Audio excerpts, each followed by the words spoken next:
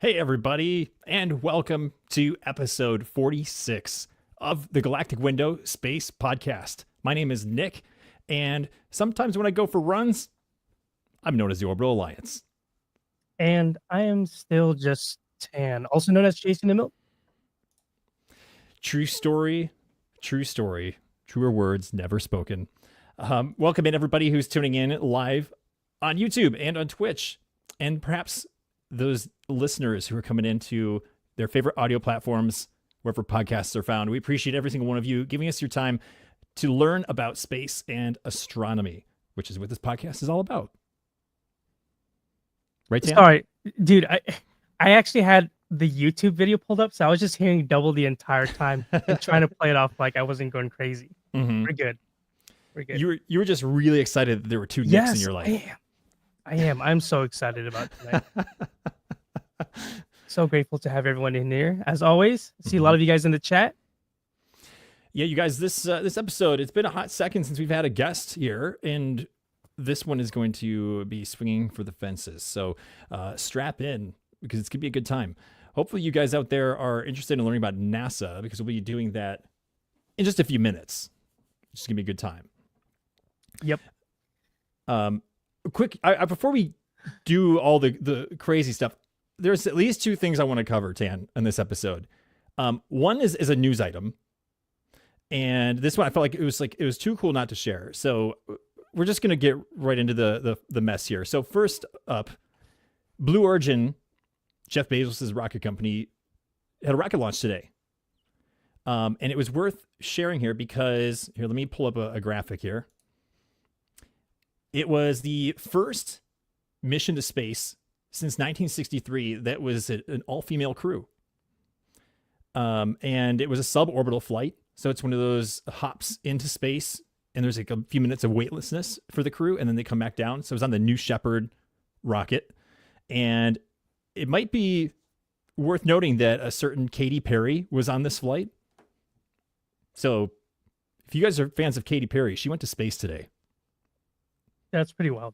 Yes, I thought that was worth mentioning right at the top. But more importantly, is just a historic flight for humanity. Like, it's a really big step forward, and these 6 women are paving the way for the next generation, which is very, very cool. So be sure to watch the replay online if you guys have not seen it, because you can watch the flight, get to see them in space, enjoying weightlessness. Cool photo.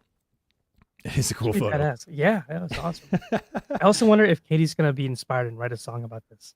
Oh, I mean, how could you not? Yeah. Yeah, I caught a glimpse of the recap, and it looks like they had a really beautiful view of the moon. Oh, cool. From up there. So that's awesome. Horizon, curvature of the Earth, and the moon, like right above it. W space. Mm-hmm. W space exploration. Yeah, that's huge. That's huge news. For sure. So yeah, I thought that was worth it. Did you have any off the cuff space news items you want to get into? I don't. No. You did catch the pink moon though. I did. The pink moon was absolutely beautiful. Mm-hmm. But I'm really just excited for that one other thing. Well, yeah. Well, really quick, fill people in though. I'm sure the pink moon hit their news feeds all over the place. What the heck is a pink moon, Tan? It's just crazy phenomenon where the moon just randomly decides to change its color and turn pink. Is what I've been seeing a lot of, but it's just a nickname for the moon. It's a nickname for a full moon, and it basically coincides with spring, with a certain flower, the phlox. But yeah, it was a beautiful, beautiful full moon on the 12th, and I got to live stream it. And honestly, I know I say this about every full moon, but I think this one in particular was probably one of my favorite moon rises of all time. So pretty.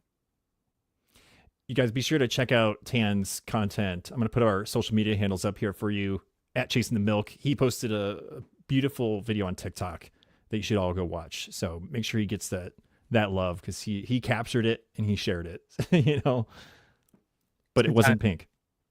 It wasn't actually pink. For a little bit on the horizon it was, but yeah. Mm-hmm. Mainly just a Native American nickname, right? Mm-hmm. Right. Cool. Well, there's just some little tidbits. We're warming up. We're just like, we're putting the kindling in the fire, and now we're going to throw some twigs on it, everybody. Are you ready, Tan? Yeah, I'm so ready, dude. Dude, yeah. Okay. All right, you guys. Tan and I have been preparing something for many weeks, maybe even many months at this point. Yeah. And maybe you guys didn't know this, but we are officially going to announce something very cool. So we have a video for you guys that we prepared to make the announcement, because I know I couldn't trust myself to do it right in person. Same. Yeah. Yo, we've been this has been so difficult to keep under wraps. So this is going to be such a big weight off of our shoulders, and we're just so grateful to be able to make this announcement. So we hope you guys are just as excited as we are. Here it comes. On May 12th, 2025, the Galactic Window Space Podcast will be hosting its 50th episode. And we thought, what better way to celebrate this occasion than to elevate the show to the next level in every way possible.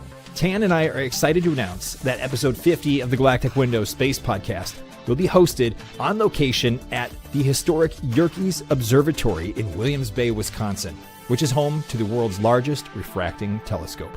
Since its construction in 1895, the Yerkes facility has hosted many legends in the science community as they perform their astronomical research, in addition to inspiring countless youth from all over the world to pursue exploration of the night sky. During the show, we'll have the privilege of speaking with Dr. Amanda Bauer, Deputy Director and Head of Science and Education at Yerkes, about the building's rich history and its bright future yet to be lived out. Whether you just started watching the podcast or you've been around since the beginning, this is one you don't want to miss. So, mark your calendars, May 12th, 2025 at 8:30 p.m. Central Time. We'll be live streaming the episode directly to YouTube from the observatory. We're, of course, excited to be partnering with Yerkes this May, but until then, be sure you're subscribed to both Chasing the Milk and the Orbital Alliance on social media for exciting updates about the show as we get closer to the event. We will see you all on the other side.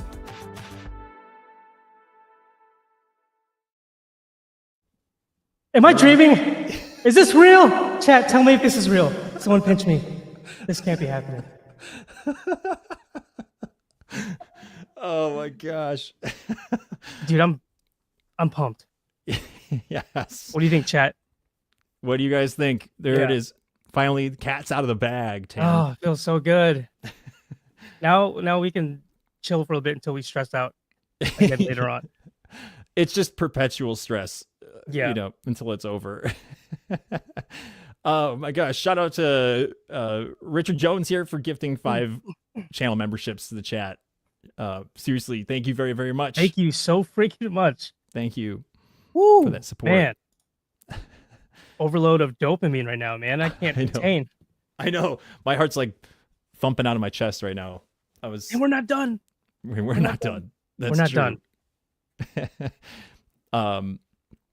Oh my gosh. Yeah. So you guys, episode 50, that is just a few episodes away, 4 episodes after tonight.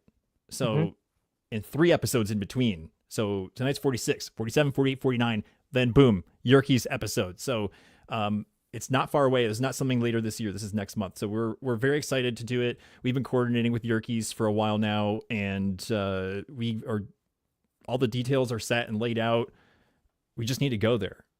Yeah. So, and we're not gonna, let you guys down. We're gonna do this one the best that we can, the best we ever have. So all those episodes, you guys, where Tan and I met up and we did in-person streams with multiple cameras and all the different stuff, trying something outside, using Starlink to broadcast, and then, being over here in my studio. Those were all just tests to see if we could do it, iron out some of the kinks, get a couple reps under our belts, and here we are. Now we can do something much larger. So we got the practice in, and we're ready to go. So we're going to have a lot of fun talking with Dr. Bauer. She's an astrophysicist, and she specializes in galaxies, studying galaxies. So we're going to have a wonderful conversation, and bonus, we're going to be doing it right under the historic telescope. So we'll be in the dome with this huge, I don't know how tall it is. It's like 4 stories tall. I don't know. Yeah. It's huge. It's probably like 3, but it's going to be a very special episode. Very, very cool. I don't know what to say. Dan's speechless. Yeah. Mm-hmm. We'll have to maybe stop by Portillo's too if that's cool. But Yes. yeah, episode 50. Let's go. It's a given. I mean, yeah, how could we not eat Portillo's? Mm-hmm. Yeah, I mean, literally, we were like, how do we hit this one out of the park? Episode 50 is a big deal, and Tan and I have been doing this show together since July last year, and sometimes you just need to raise the bar and see what happens. So here we are. This is what we're doing. Yep. Super excited to take you guys along for the ride. It'll be cool. Mm-hmm. Well, stay tuned in the next couple of weeks as we kind of talk a little bit more about that. We'll be doing some promo and maybe some like more subtle announcements as time goes on. But one thing I just want to emphasize, if you notice in the video, it will not be at our normal stream time of 9 p.m. It'll be at 8:30 p.m. Central Time. So just 30 minutes earlier than usual. So for those of you who live in Slovenia and set your alarms, looking at you, Princess Tamara, make sure you guys adjust accordingly because the show will be a little bit earlier. It's just what we were able to book with the facility. So, yeah. Someone said, "Well, that's way too early." Well, for a bunch of night owls, that is pretty early. Yeah. Yeah. So everybody stay focused in and dialed into our pages, and yep, we'll be mark there. your calendars. Yep. Mm-hmm. Okay, dude. What do you say? What do you hear? What do you say? Just do the thing, man. Let's do the thing. Do the thing. I do have a couple notes here before I get into the next segment here. Some of you guys have already been doing it, but again, if you guys want to support the podcast, you guys can always do that by becoming a member of the channel and receiving extra perks and benefits along the way. Or you can also support the podcast by giving supers and super thanks or super chats, which all these things help us keep the show alive and running. They pay for the hosting of the streams and the audio podcasts that we're able to put out. But most importantly, more than those, just your engagement and your viewership, which doesn't cost a thing. We appreciate every single one of you who tunes in live here on the videos or listens on Spotify or Apple Music, Apple Podcasts, Amazon Music, wherever it is. Those things take us to the finish line. So grateful for everyone supporting us in that way. And you'll know a little bit more about this in a second here, but I want to make sure you guys know about this. Stay tuned throughout this program because we're going to be doing a giveaway on the show. So, ooh, free stuff. Free stuff. Dang, dude! I hope I win. Tan, are you going to rig the system and make the spinning wheel just all Tans? No comment. Yeah. But yes. Yep. So stay tuned, everybody, for a giveaway later in the show. We'll announce what we're giving away. It'll all make sense pretty soon. Cool. What do you say, Tan? Should we bring in our guest? Let's do it, guys. All right, here we Let's do go. it.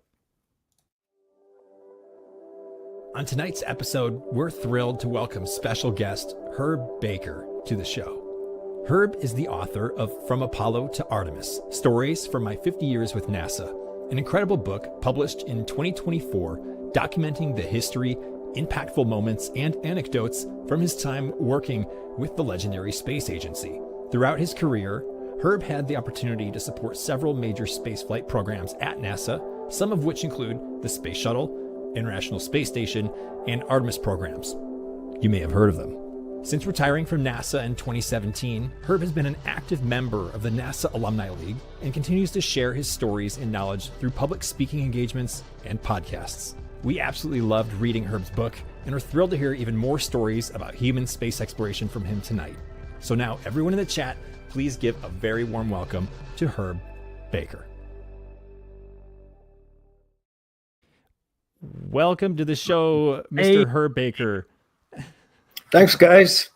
Nice to be here. Yeah, honored to have you. The honor is all of ours. Oh my goodness. We've been anticipating this episode for a long time, and we're just extremely gracious for you spending your evening with us and with our audience who's here in the chat. So thank you. I may need to tune in on May 12th myself. That would be awesome. Yeah, absolutely. You are more than welcome to crash the party. But yeah, we've got a lot to cover. There's so much to talk about regarding your book and your career history with NASA. An exceptional career that you've lived, and your network of connections that you've made speaks for itself. So let's just start it in hot here. So here's your book. We talked about it in the video here. So for those of you in the chat, this book is available right now, so you can buy a copy if you want to support her. You kind of mentioned a little bit to us pre-show, but let's hear it again for the chat and the stream here. You have this brilliant career, having worked with NASA, spanning 4, almost 5 decades, and then you decided to write a book. How did that come to be? Well, yeah, as you can imagine, I got to do a whole lot of cool things working for NASA, and met a whole lot of cool people. And believe it or not, for an old guy like me, I'm all over social media because people all over the world love NASA, right? And so, I have social media friends in New Zealand and Poland and Colombia and Italy and everywhere else. And so not only those people, but people in the US too, have been telling me, even before I retired, starting about 10 or 12 years ago, I remember starting to hear it because I would post really, interesting, cool photos of some of the things I got to do. And people started telling me, you need to write a book. And of course, my first reaction was, oh, yeah, sure, right. I don't know the first thing about writing a book, and never even took a writing class. And I'm too busy working right now anyway, because I hadn't even retired yet. And so then 2017, like you said, I retired. And then, and even then I had a bunch of other things I wanted to do. But 2020, the pandemic comes along, and I think, wow, maybe I'll give this book writing thing a shot, because I do like to think that, I've never been afraid to try anything new, like I even put in the introduction to my book. One of my things I like to tell, especially students when I'm speaking to them, is, don't be afraid to fail. If there's something you want, go for it. It's kind of funny because a famous NASA saying is, failure is not an option, right? The famous Gene Kranz quote. Actually, he never said that. That was a line written in the script for the Apollo 13 movie, and it became so popular that he kind of took it over. And so the title of Gene Kranz's first book was "Failure is Not an Option."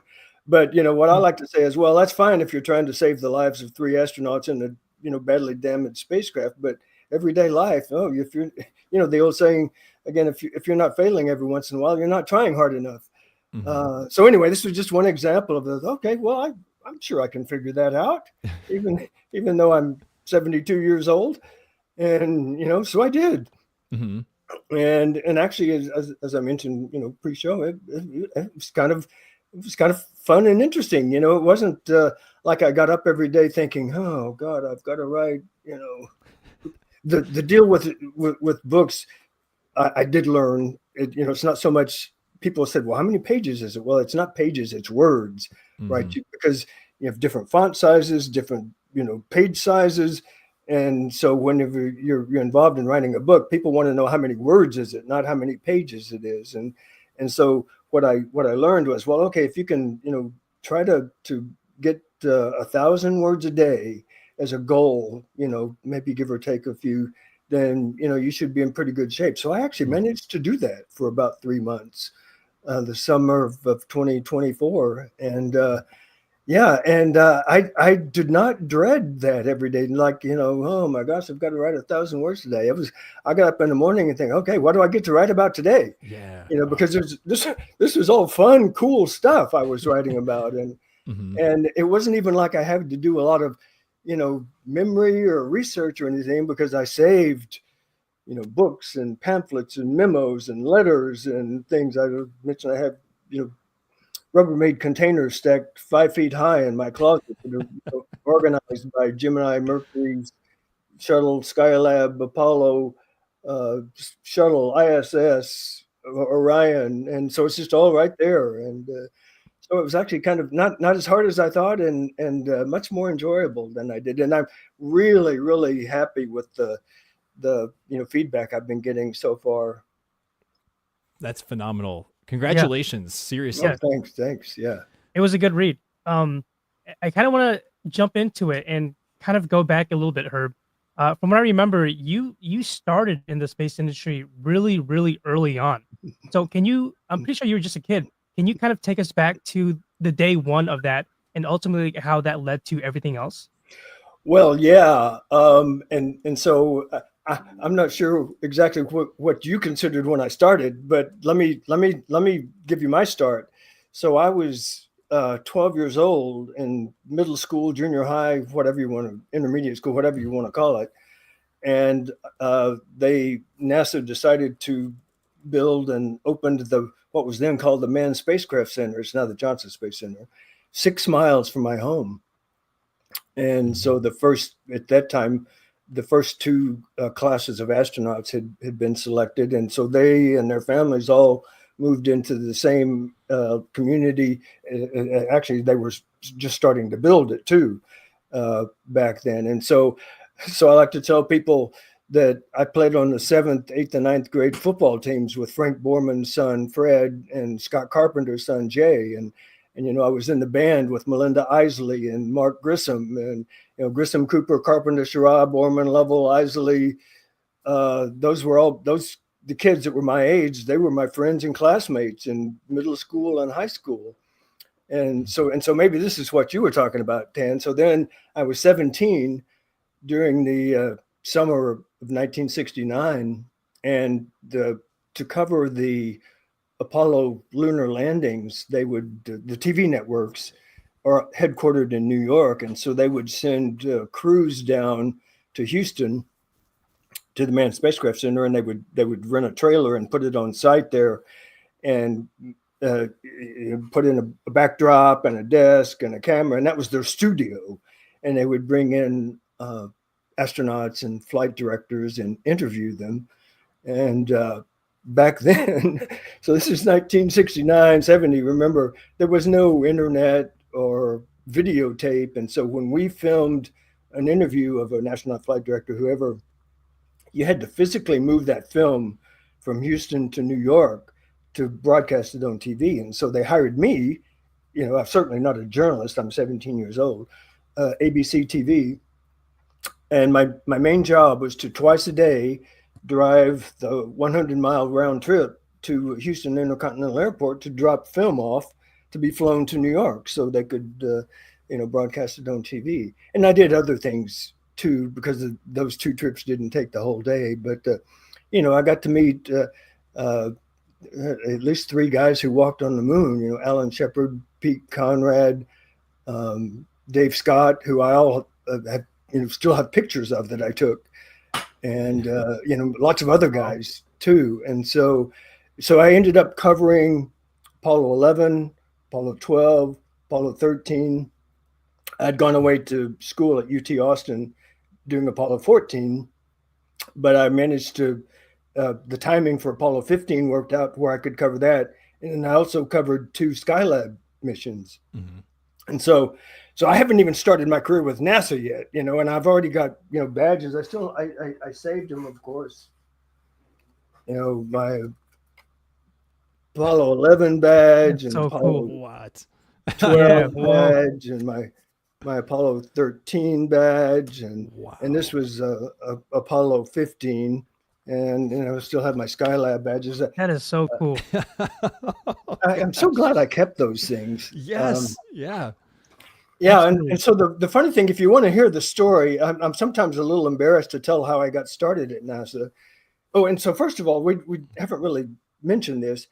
I'm not a scientist or an engineer or and I was not an astronaut. I got to know and work with a lot of them, but I was not one. So I didn't even realize, and I think most people don't realize, that about 30% of the NASA workforce is other than scientists, engineers, and astronauts and doctors. I was a business guy. So I went away to UT and majored in business, never dreaming, even, after having grown up where I did, that I would work for NASA someday. Mm-hmm. And so I was at UT in Austin, and it turns out that the regional service center of the IRS for 5 states, Texas, Oklahoma, New Mexico, Louisiana, and Arkansas, I think, is in Austin, just a few miles from the campus. So I had a part-time job there, helping pay my way through school. And so the IRS is a government agency. And the way you got a government job or a government promotion back in the early 1970s, at least, was you took a civil service exam. Mm. And if you scored well enough, you either got the an interview for the job or you got the promotion. And so I still remember, this is 1974 or so, and hearing my friends or coworkers talking about this test, the Professional and Administrative Career Exam, PACE, PACE, that they wanted to take because they were full time and they were looking for higher paying administrative jobs. What we were doing in the job I had was more of a clerical kind of job. For me, it was just part time, temporary. But they were talking about how hard this test was, and you would get a score in 6 different categories or skills or aptitudes. And so if you did well enough on the test, they could kind of figure out what job you might be good at, right, based on how you scored in those 6 categories.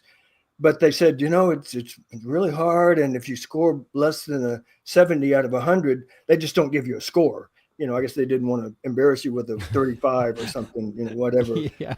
And so some people would score less than 70. And anyway, I thought, well, I'm getting close to graduating, and I wasn't expecting to ever have any trouble getting a job with a business degree from UT. So I didn't really have anything lined up yet. And so I thought, well, I'll take the test just for the heck of it. And when you signed up for the test with pencil and paper, you indicated on the form which cities with government agencies in them you would be willing to move to if you were offered a job depending on your score. So I put Houston because I was living here and never even thinking that NASA was a government agency. You just don't think of NASA as a IRS or VA or housing and urban development kind of thing.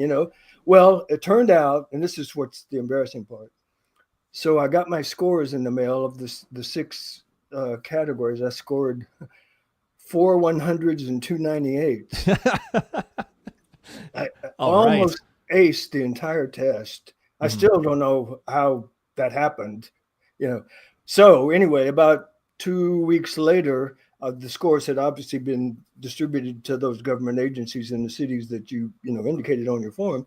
NASA called me and said, "Hey, would you be interested in coming to Houston and interviewing for a job in our business office?" And I was like, "I can be there later today if that's okay." It's tomorrow too soon. Yeah. So the last funny thing about all of that is that, again, having grown up down here, that the guy who interviewed me once I got down here was the father of one of my good friends in high school. And so I have no idea if that helped or not, but I'm sure it didn't hurt. And so anyway, that's how I got my job at NASA. They called me. Mm-hmm.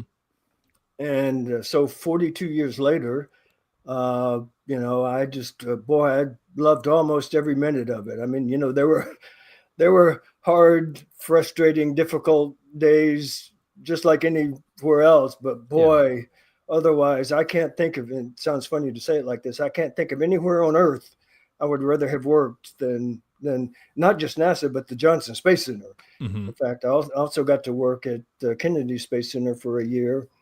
And I spent 10 years at NASA headquarters, and I was able to visit every single NASA center during my career. Mm-hmm. So I got a pretty good view of what it was like at all of the places. And I still, I'm sure I'm biased, but I still think the Johnson Space Center is the coolest of all of the NASA centers, even though a lot of people think it's the Kennedy Space Center. Right. Yeah, I myself have only had the privilege of visiting Kennedy, so I've yet to visit Johnson Space Center, and I'm looking forward to the day. So I'm glad you've endorsed it even more. I'm ready to go. Tan, when are we going? Dude, I might have to apply too, because this sounds like there's a chance for a simpleton like me. Let's do it. Hey, yeah, that's another thing. People have this idea that everyone who works at NASA is some genius, nerd, and it's not like that. I mean, just you have a certain level of intelligence, but it's just people who are really, you want to do something that's bigger than yourself, and it's for the good of the not even maybe the country, but the whole earth, and you're dedicated, and you want to accomplish the mission, and it's just a group of people that are, again, dedicated to accomplishing the mission and working hard, and you make mistakes just like anybody else every once in a while. And I even during my career, I fired 3 people because it just wasn't a good fit for them. I mean, they weren't bad people, but they just, that wasn't their thing. They were good at other things. And so that was actually kind of hard. That was one of the hardest parts of my job, but and it wasn't all at once, they were kind of spread out. But anyway, yeah, I had to let 3 people go because they just wasn't working out for them there at NASA. Dude, NASA applicants are going to go after this episode. Well, yeah. And again, I mean, especially today, back when I started, 1975, we had business and finance and HR, but there was no IT or social media or, some of those. We didn't get desktop computers at NASA until 1984. I'd been there for 9 years. And so I did the real cut and paste. Yes. Yeah. And I used real floppy disks that were really floppy. Yeah. Right. The oversized ones. Nice. That's incredible. We're going to use you as a reference, Herb. I hope that's okay. Yeah. Okay. Sure. You're going to get a lot of phone calls after this. Oh, man. Thank you, everybody who's tuning in right now. If you're just joining in the middle of the show here, we're interviewing Herb Baker, who is the author of From Apollo to Artemis, Stories from My 50 Years with NASA. He has spent a lifetime of a career working in and around the legendary National Aeronautics and Space Administration. So we're in the middle of just talking about some of the fun stories and his story. So strap in, and we're glad you're all here. So yeah, there's so many things I want to know and touch on. One of the things you talked about was moving around and having the opportunity to support several different parts of NASA. It's not just at Johnson Space Center. And one of the things I wanted to know was, how did that play a part in your personal life as you had to move around, perhaps with family or even just by yourself? I'm not sure what stages of life that you chose to relocate, but what was that like in the decision process? Did you feel like this was an easy choice, or was it very hard to uproot yourself? That's a good question, and it was easy. I didn't actually get married until I was 35, and I wouldn't trade those years of being single for anything. Yeah, for many reasons. But anyway, yeah. So for example, I was at the Johnson Space Center in 1984. And one of my friends had been sent to NASA headquarters on a 1-year assignment, a special assignment. And he was due to come back in January, February of 1985. And when he was leaving, the NASA folks he was working for said, "Hey, anybody, who might be a good replacement, to fill the job now that you have to go back?" Because we could only be, transferred like that for 1 year. Otherwise, it had to be permanent. And so he said, "Well, yeah, I have this friend in Houston, Herb Baker." And so he obviously let me know, and he says, "Hey, would you be interested in moving to the Washington, D.C. area for a year to do this special job?" It was the very, very early stages of the space station program in early 1985. And so whatever, 30, 32 years old, single. And said, sure, I'll go. Yeah. And anyway, so a couple of interesting things about that. So I really, really enjoyed getting to do that. I lived in an apartment in Alexandria, Virginia. And so on that 1 year special assignment, I met the woman who would later become my wife. Okay. Yeah. And so, we're still married 35 years later. And so if I hadn't said, yeah, I'll move to Washington, D.C. for a year, I never would have met her. So that's one thing, to think, okay, well, yeah, that was a pretty good move to, it would have been very easy to say, no, because I was very happy with what I was doing and where I was doing it. Right. It took a little bit of trouble to get up and, even though I was single, to move halfway across the country and do a job. It was actually outside the business office inside the space station program office up there. But looking back again, I'm really glad I did it. And so then I came back. So story about that. So again, 1 year. My last year on that job was the last week in January 1986. And so my last day was going to be Friday, January 31st. That's my birthday. Nice. Tuesday, January 27th, Space Shuttle Challenger tried to launch and it didn't make it. Right. And so that was the worst work day of my career. It had been since 1967 with the Apollo 1 fire on the launch pad, since we had lost astronauts. And, it was horrible. I don't have to, try to explain that to you. But people walking around, so I was at NASA headquarters that day, watching on TV. And, no one knew what to do or what to say. And as you know, oh my God, was there something I could have done? And so it was horrible, just a horrible day. And so, they obviously canceled my going away party that was planned for that Friday because nobody felt like celebrating anything that week. And so I came back to Houston to the Johnson Space Center at the end of my year.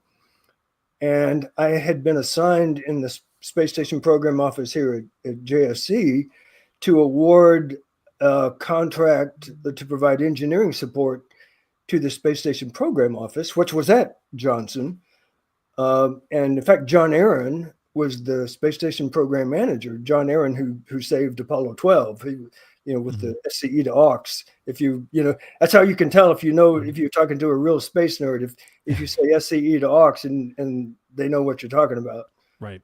So he was the Space Station Program Manager at the time. And so anyway, after the Challenger accident, it turned out that NASA restructured the management, and they decided, you know what, we don't want to have a program office at one of the centers anymore. We're gonna bring it up to headquarters.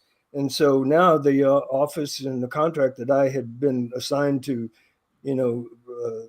put in place was no longer going to be in Houston. It was now going to be just outside Washington, D.C.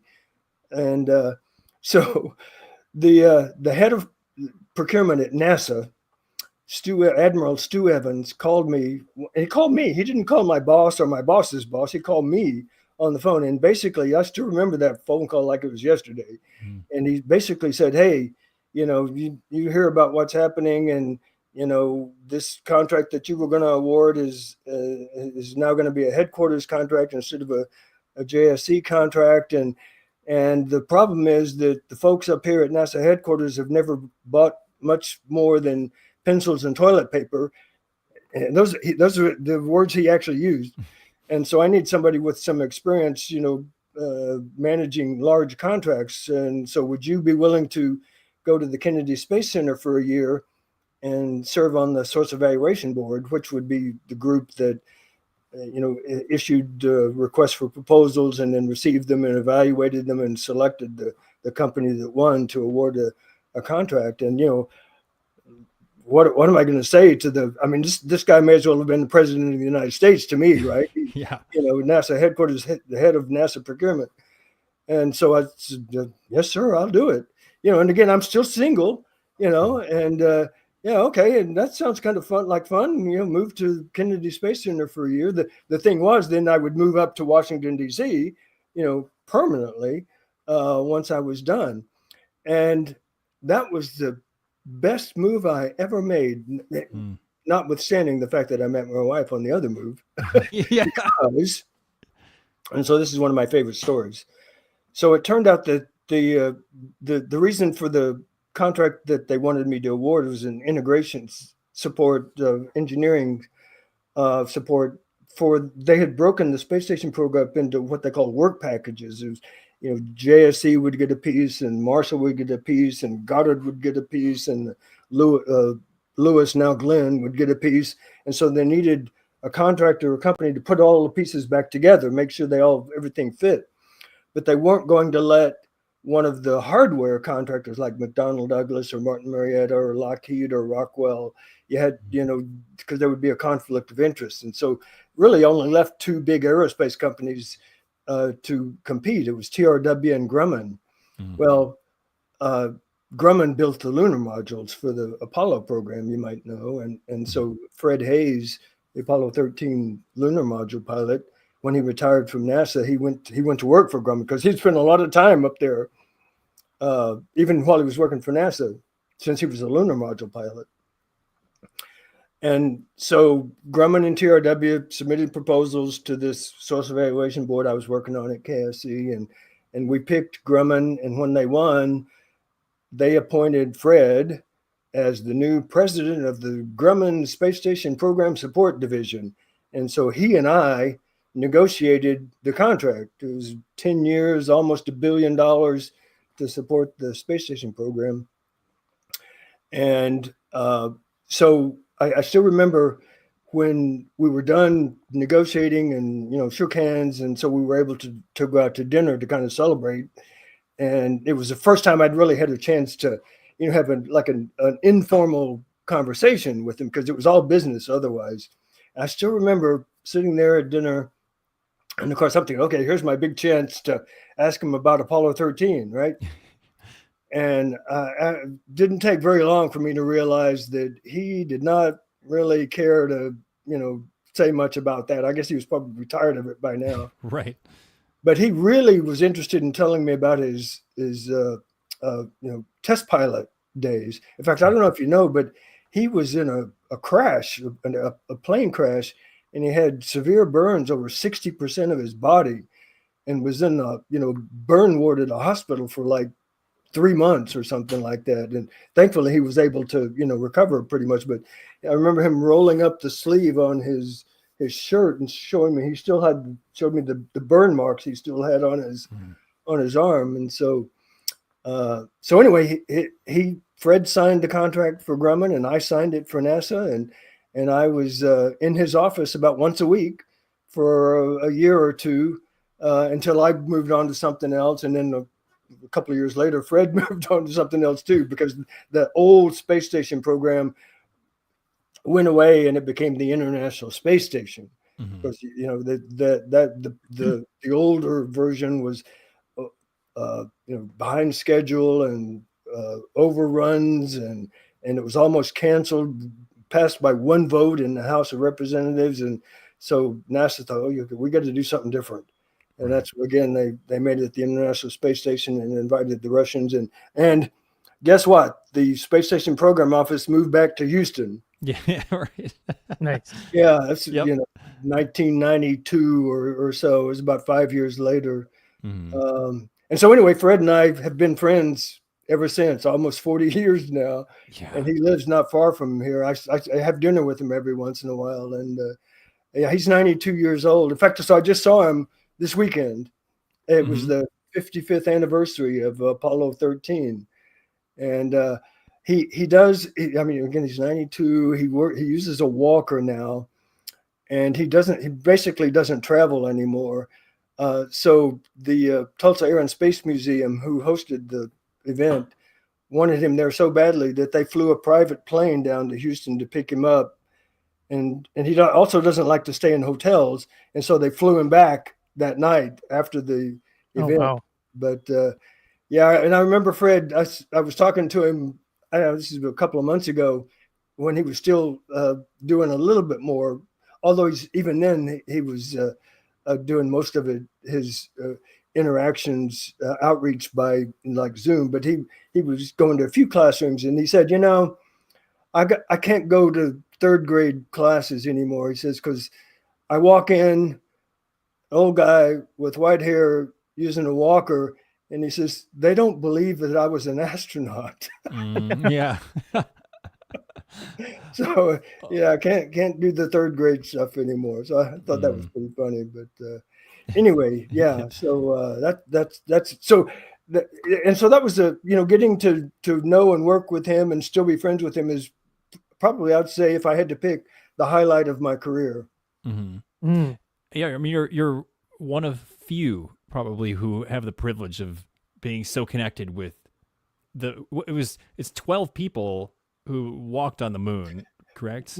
Yeah, although of course Fred didn't get to walk on the moon. I mean, he went, he flew around it, but you're right. There were 12 other people. And that's I've heard him talk about that, and he said that a couple of things. So I don't know if you probably don't remember, but Apollo 13, they were 55 hours into the mission on their way to the moon, so they still had the lunar module attached. Thank goodness, because that was their lifeboat, right? He said they had just finished a live broadcast back to Earth of touring the lunar module, and they had taken some stuff out from storage, and we're showing it on the TV. And he said they had just started, we're finishing up putting things back in place when they heard this boom. And so if they had stirred the oxygen tanks, and one of them exploded, of course. And so if that explosion had happened about 15 minutes earlier, they would have been live on TV at the time. But anyway, he says when they went, they floated back into the command module and saw all of the lights flashing. And he knew that there was, it was a big problem. And when he realized that they had lost oxygen tank number 2, he said he felt sick to his stomach, because he knew that he wasn't going to get to walk on the moon, that they had to just come home as soon as possible. Right. So yeah. But then, so I remember another time somebody asked him once, said, did you ever fear that or worried that you weren't going to make it home? And he said, well, to be honest, even before you leave, you're not sure you're going to make it home. Oh, yeah, that's right. So anyway, he said, so no, he never, I mean, it wasn't like the explosion made him think like, oh no, I'm done now. He said they never, at least as far as he could say, they never felt like it was a lost cause. They always believed that they would make it back home. Right. Well, and that's mostly what they train for is being psychologically prepared to deal with those potentials, right? Yeah. And, absolutely.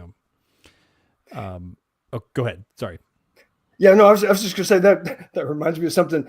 People think sometimes that because we've lost 17 astronauts, 3 in Apollo 1 and 7 in Challenger and 7 in Columbia, dying is not what astronauts fear the most. It's just not. I don't know if there's a single astronaut I've ever known or met who was their biggest fear was dying in space, even after all of those losses. Their biggest fear is being the one on the crew who screws up and makes the mission not what it should be.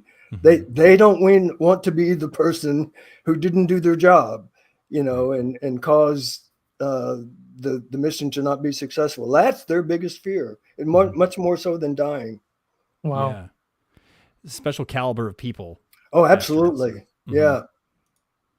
There's a reason why there's only been, globally, what is it? Almost 700 people who've been to space at this point.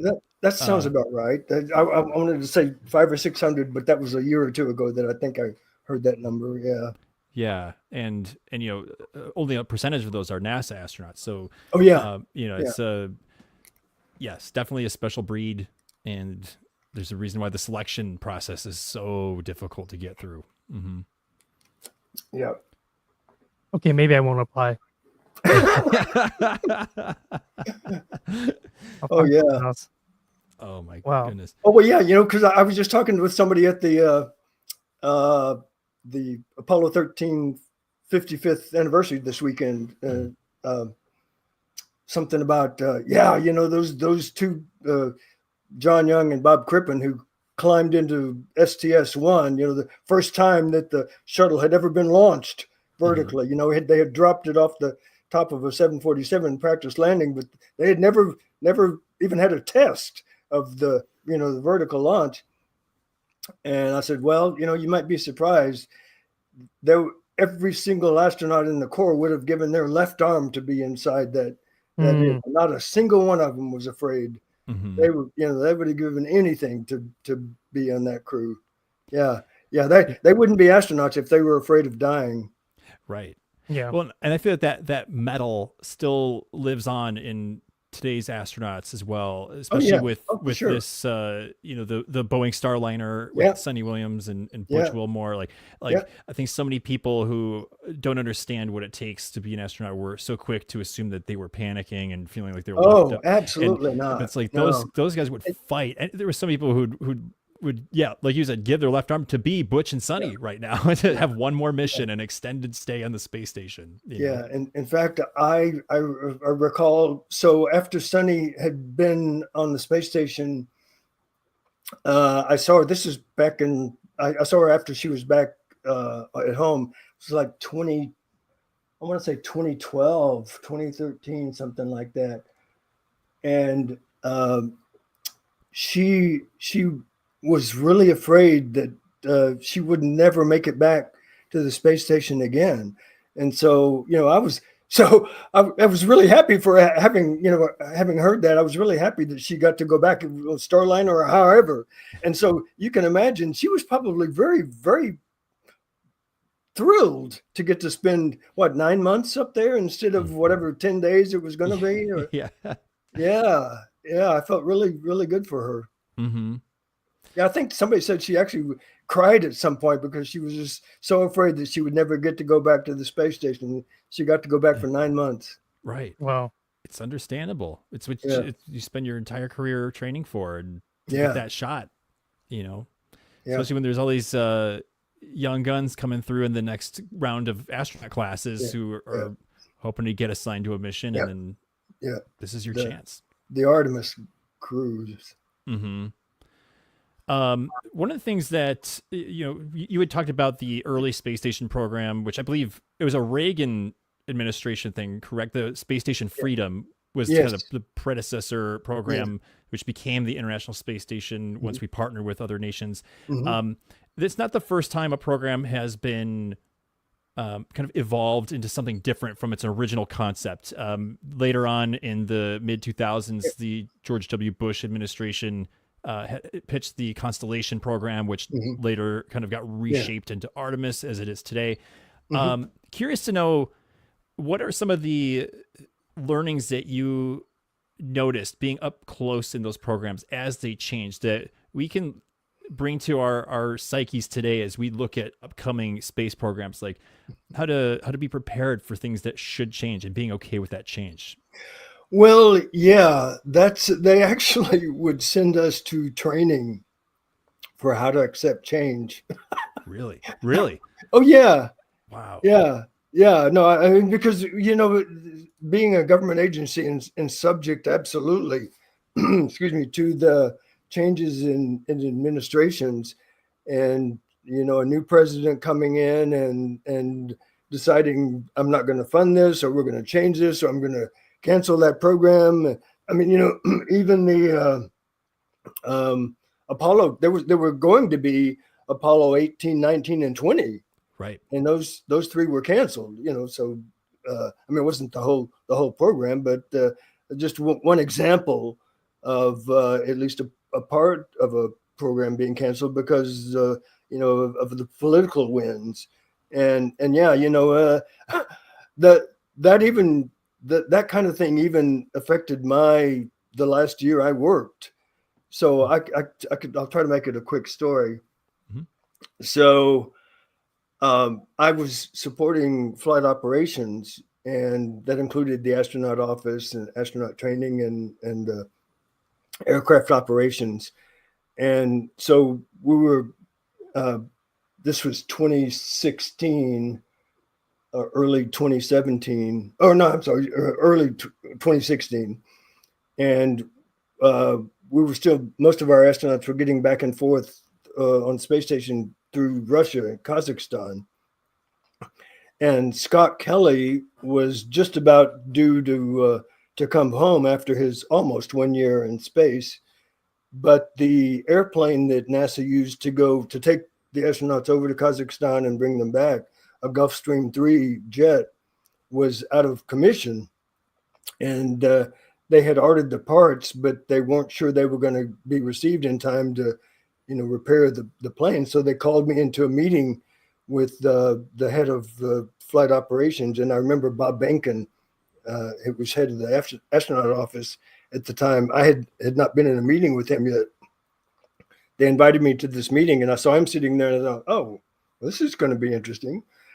And so what they wanted me to do was that's when they told me that, well, we need to go pick Scott Kelly up, but we're not sure our plane's going to be ready to go get him. And so we need you to go be prepared to make arrangements to charter an airplane to go get him. And so just one example of, you never knew what you're going to get to do at NASA. Right. It could be something new every day. At least it wasn't my money I would have to spend, right? Yeah.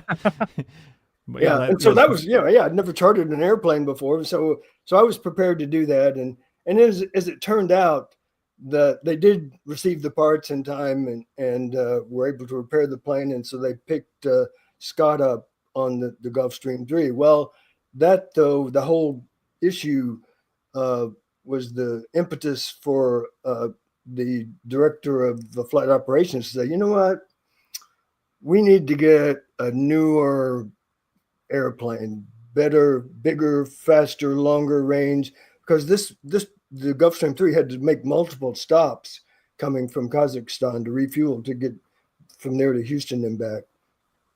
And with a Gulfstream 5, it had a longer range, it could fly faster, it could actually fly from Kazakhstan to Houston nonstop. Mm-hmm. But to do that, it would have to go over the North Pole. Right. Arctic, and NASA didn't want to take that path. So anyway, they could do it with one stop, and either they would plan to do it in either like Norway or or maybe wait till they get to Maine in the U.S. But so the whole point of the story is the director of flight operations said, I want you to go buy us a new, a Gulfstream 5 airplane. And so I think this was like in February of 2016. And I was going to be retiring in early 2017. But anyway, the plan was to have the purchase, we'd have to have a competition, right? We'd tell the companies that actually be not the airplane builders themselves, but like agents or whatever, mm-hmm. to that control the planes.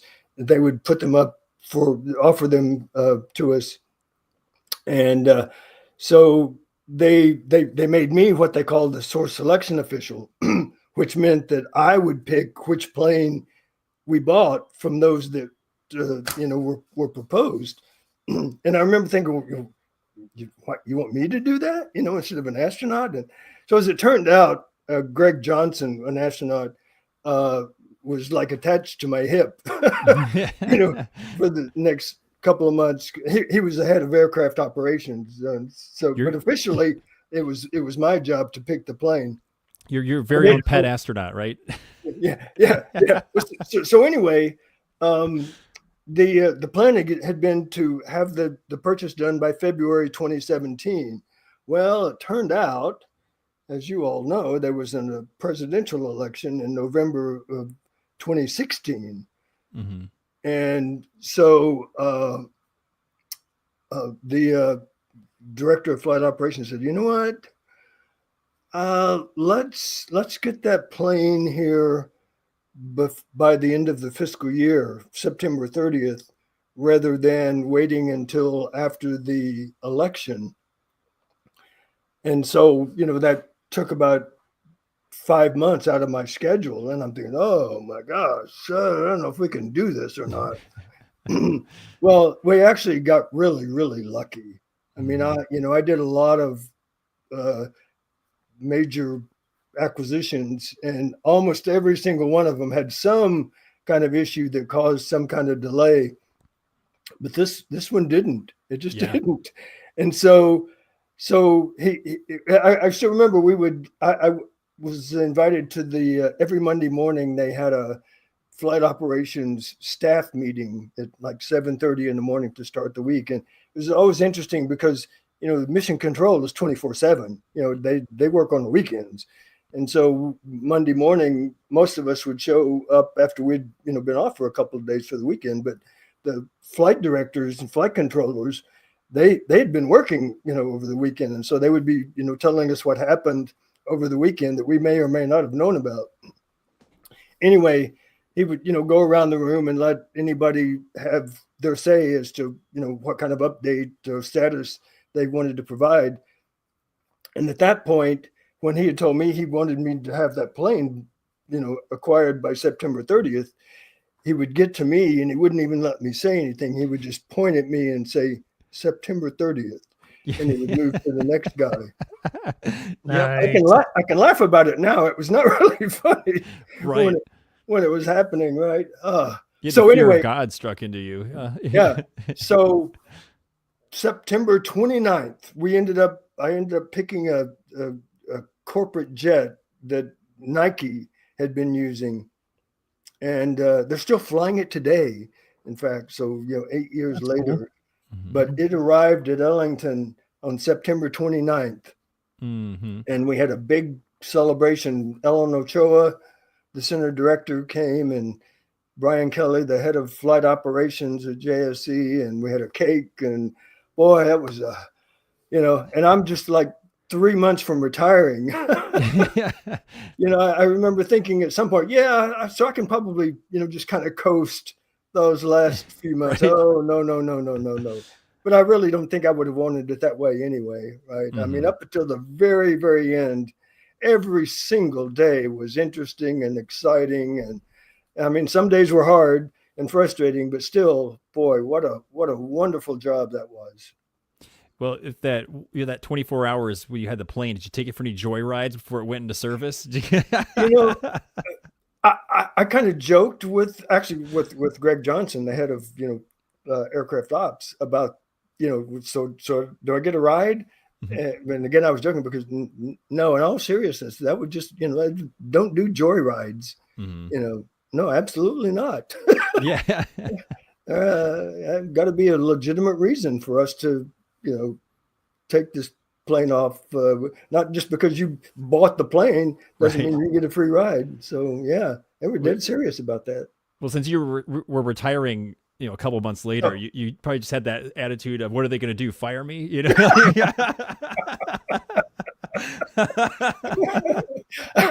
I don't remember thinking that, but I may have. I'm just kidding.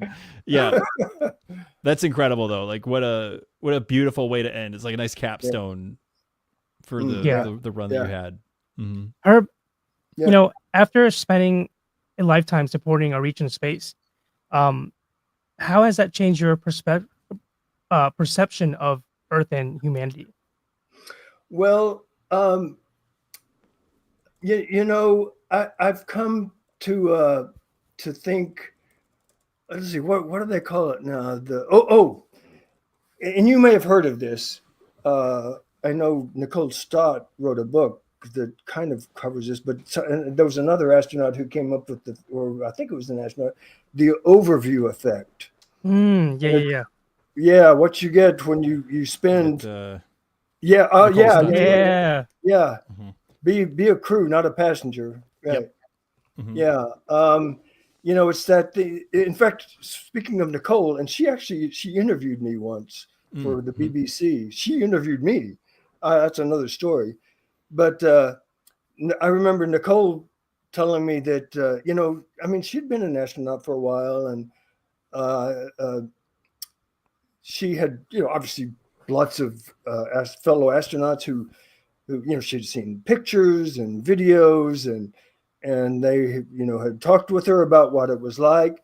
And she said, until she got up there to the space station and, looked out the window for herself, it was like a religious experience. She said there was nothing, not a single thing anybody had ever told her or she had ever seen that prepared her for what that was like. To see that beautiful blue marble, floating in space. So, that's the overview effect, right? That you realize how that little thin atmosphere is the only thing that's keeping all those people on that beautiful little blue marble alive. And so I think, that affects me too, even though I never flew to space. Just, hearing and reading about it is, wow, yeah, that's in fact, that's, I can't remember now which astronaut it was, said something like, we flew to the moon to explore the moon, and we discovered the Earth. Oh man! Wow, that's insane. Like the Apollo 8 Earthrise. The first time they. I love that so much. One of the most famous photographs ever taken. Yeah. Oh my goodness. Yeah, dude, that one hit me. Yeah. It's powerful. Yeah. I think I also pulled this one out here too. It's one of my favorites is Ron Guerin's book, The Orbital Perspective. Yeah.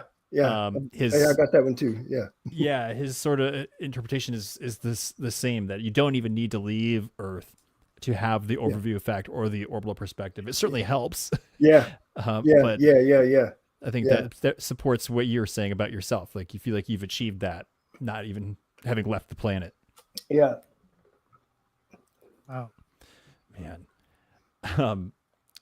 So one of the things that NASA's notorious for are acronyms. Tell me about it. Yeah, NASA itself is an acronym. Yes. But you spend quite a bit of time in your book talking about all the different programs and documents and protocols. Everything has an acronym. I know also as well, like even like the space diapers that astronauts wear have an acronym. Yeah. You tell a story in your book about a near miss for a mishap, something that you were. Can you tell us a little bit about that story? Because I think it's what you're wonderful. talking about is what they call a diaper, a MAG, a maximum absorbency garment. Mm-hmm. Right. Yeah. So everything has an acronym, right? And especially for that's how we identified our contracts. Mm-hmm. The space flight operation contract, SFOC, we called it SFOC. Mm-hmm. Yeah. And so I was managing the office that was providing the acquisition support and contract management for actually it was a constellation program. Mm-hmm.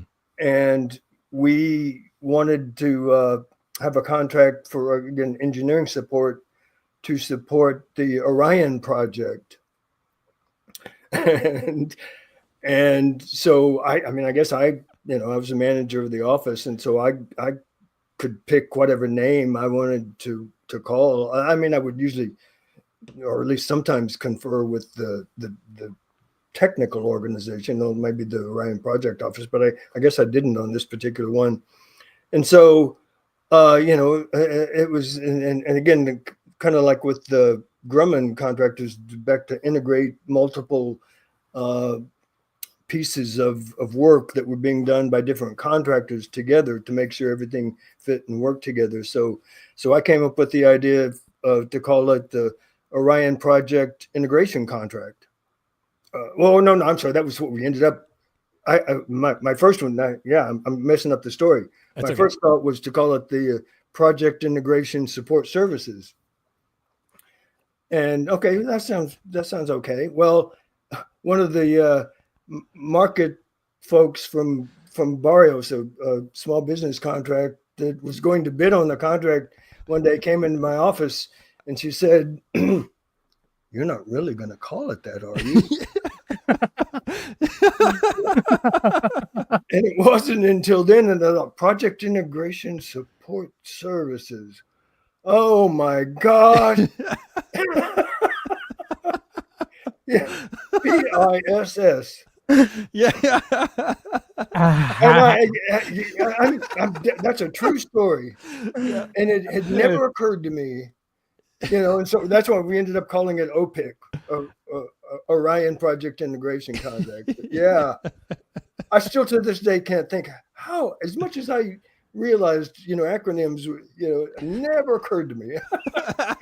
I'll tell you my favorite.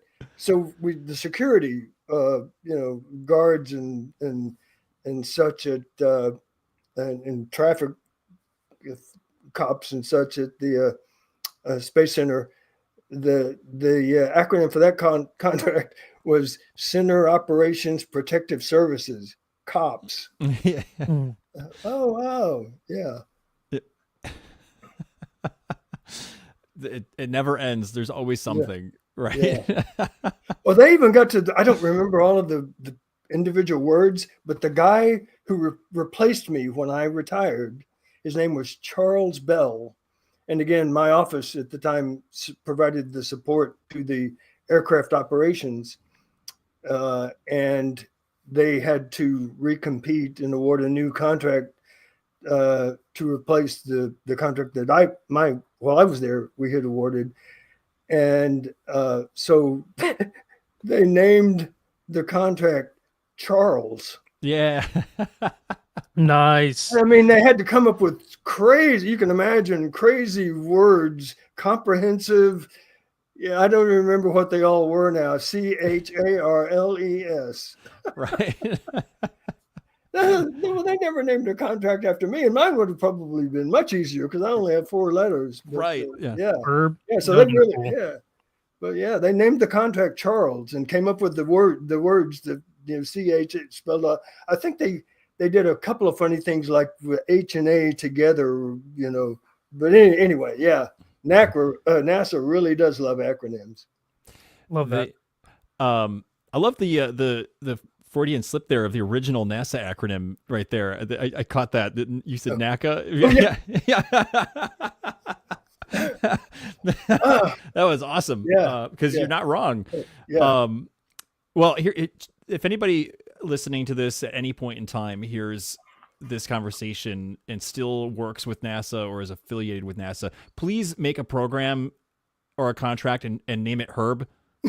Yes.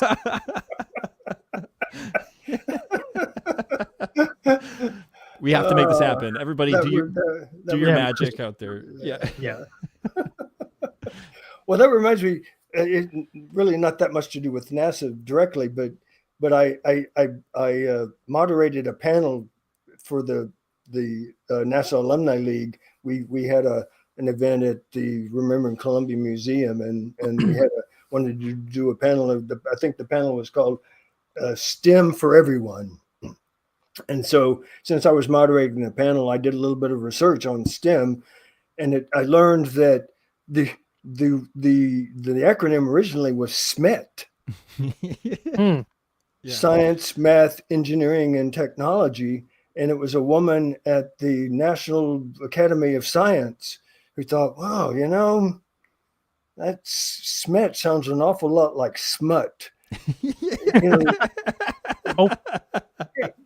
Isn't there a better, how about rearranging the letters, making it STEM, And so that's how we got STEM. It used to be SMET, and it became STEM because that woman at the National Academy of Sciences thought the acronym sounded too much like smut. Well, they could have changed it to Mets and made a lot of New Yorkers happy. Well, yeah. I didn't even think about that. Mitts. That's good. Oh, I kind of wanted it to shift gears just a tiny bit and kind of ask you a I guess like a more philosophical question.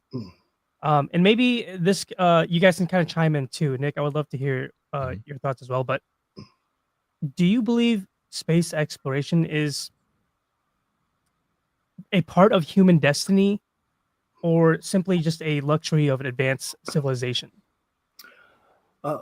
I've always believed that it is that it's wired into us. I mean, just all the way from the folks who first sailed across the oceans and you know went from the east coast of the U.S. Risking their lives to get to the west coast, and all kinds of other exploring the North and South Pole, and we just always want to know what's out there.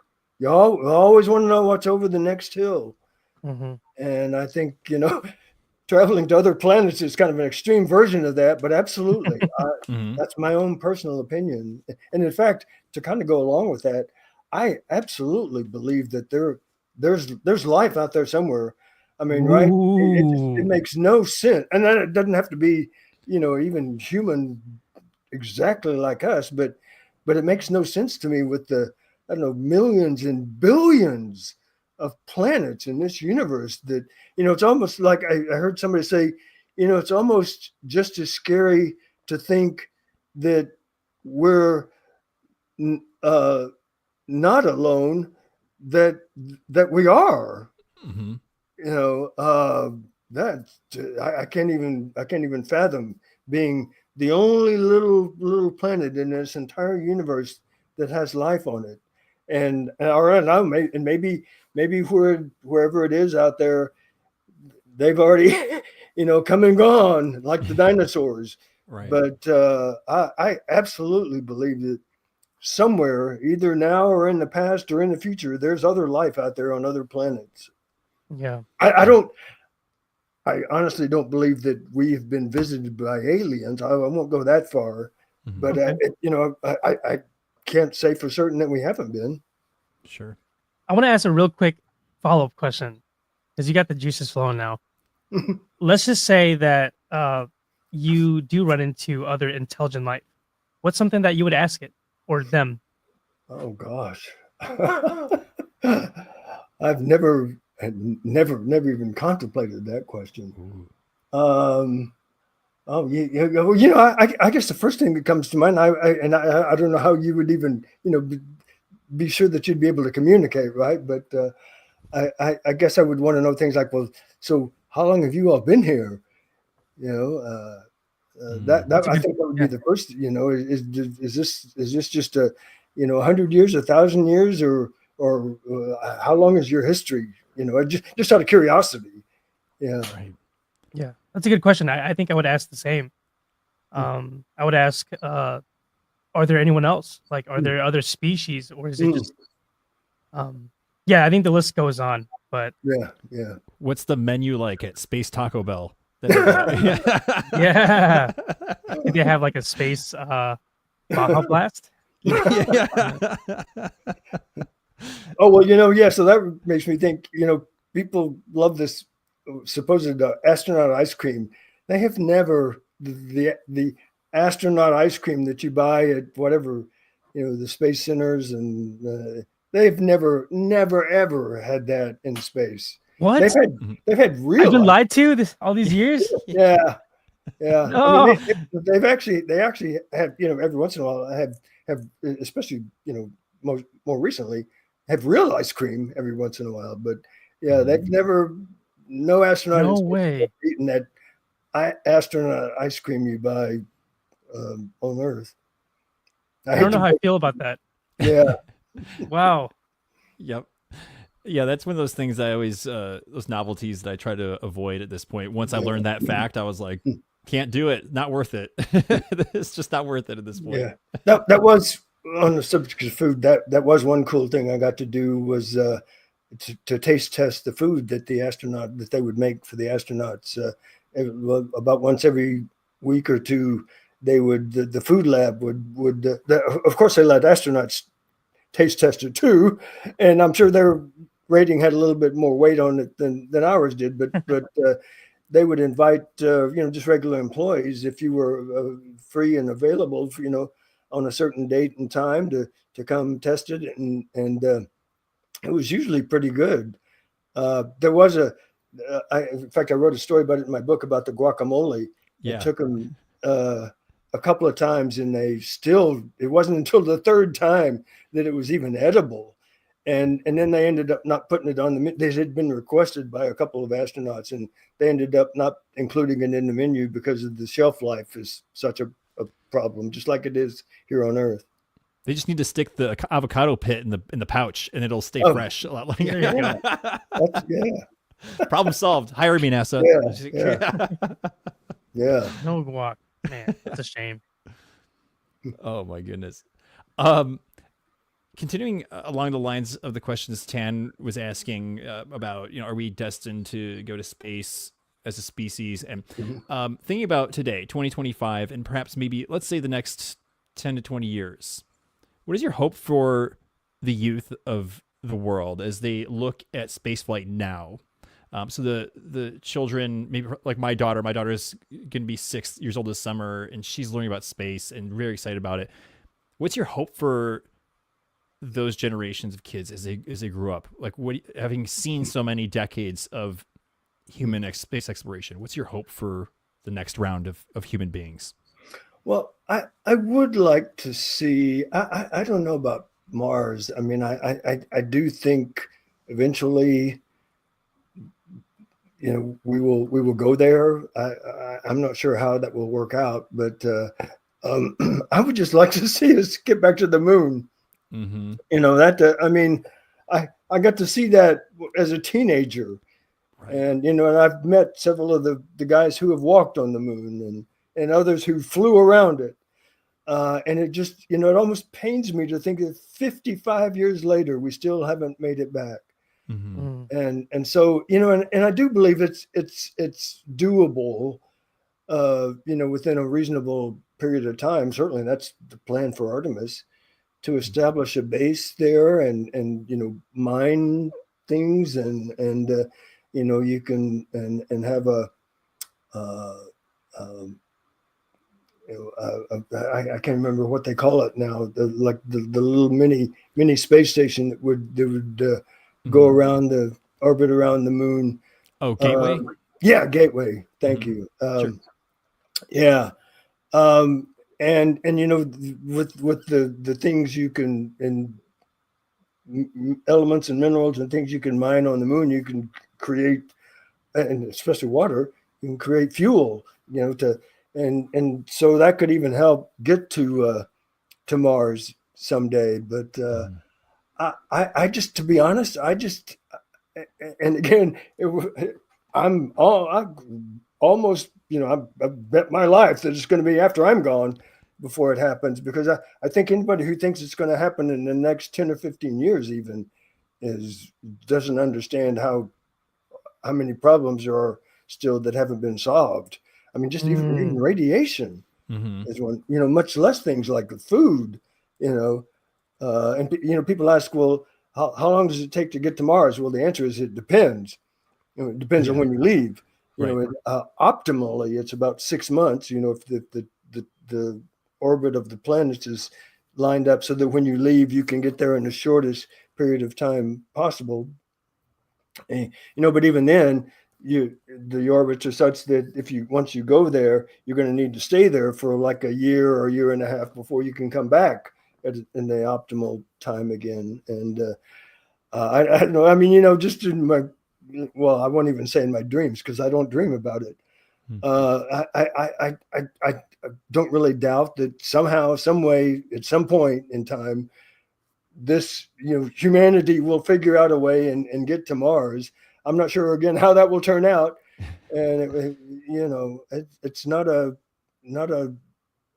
nice place for humans to live, but of course neither is the moon, really. But it's just so much closer to home. It's so much easier to get there and back.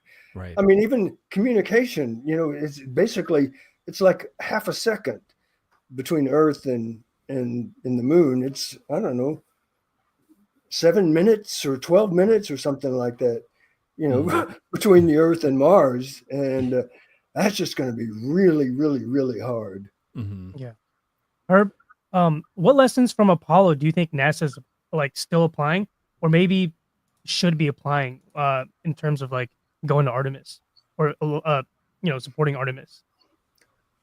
Well, the first thing that comes to mind is, and I guess it's in part because of what I heard this past weekend, is that, we can do this. We can do just about anything we want to do if we have, if you have the courage and the support and the, willingness to take risks. Like saving the Apollo 13 crew. We're kind of having that discussion. It's just like amazing if you go back and look at what they managed to do. Well, and landing and bringing back, the 12 guys who walked on the moon. And so, even though it was, in fact, even especially since it's been 55 years ago, and we've, learned so much more, and the technology and this little thing is 1,000 times more, than what they had on the Apollo 11 spacecraft, and not using slide rules anymore, and so anyway, I just, and again, I don't doubt that they're, already know that, okay, we can do this and we're going to do it, but I guess that's what it showed what we can do, again, if everything is lined up in our favor. Mm-hmm. Yeah. One of the quotes that you had in your book that stuck out to me, and I feel like this might be a good way to kind of wrap things up here as we swing around third for home in our conversation. Right at the beginning, you mentioned there's a quote that meant something to you, which was, if you want something you've never had, you must do something you've never done. Mm-hmm. Mm-hmm. Can you explain I love that. why that's impactful to you? Well, one thing that comes to mind to me, and again, kind of like the whole book thing is, and again, not that I, always desired to be an author, but I thought, well, if I'm going to write this book that everybody wants me to write, I'm going to have to learn new things and figure out how to do this. And I did it all by myself.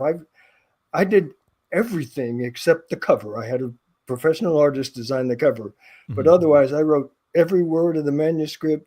I proofread it, I edited it, I formatted it, I put the pictures in, I published it, I marketed it, I did everything. And I just, no experience at all. I just thought, okay, well, I've never done it before, but I'm sure I can figure it out.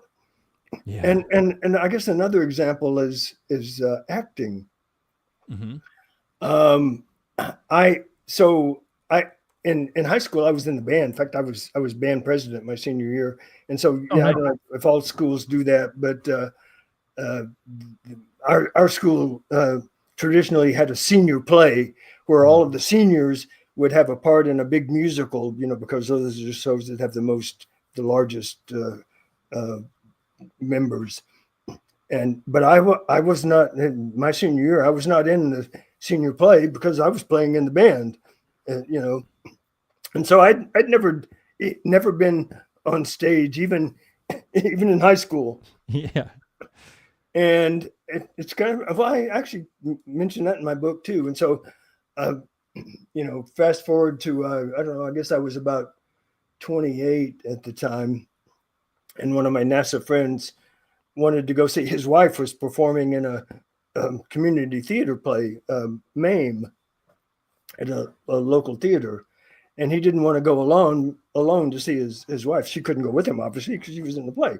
Mm-hmm. And he asked me if I would go. And so I said, yeah, sure. So I went and I just fell in love with it. It was a little small, cozy theater. I mean, you could almost, if you were sitting in the first couple of rows of seats, you could almost reach out and touch the actors, just right there. and I loved the show. I loved the theater, and I actually ended up dating one of the girls in the show for a while afterwards. Nice.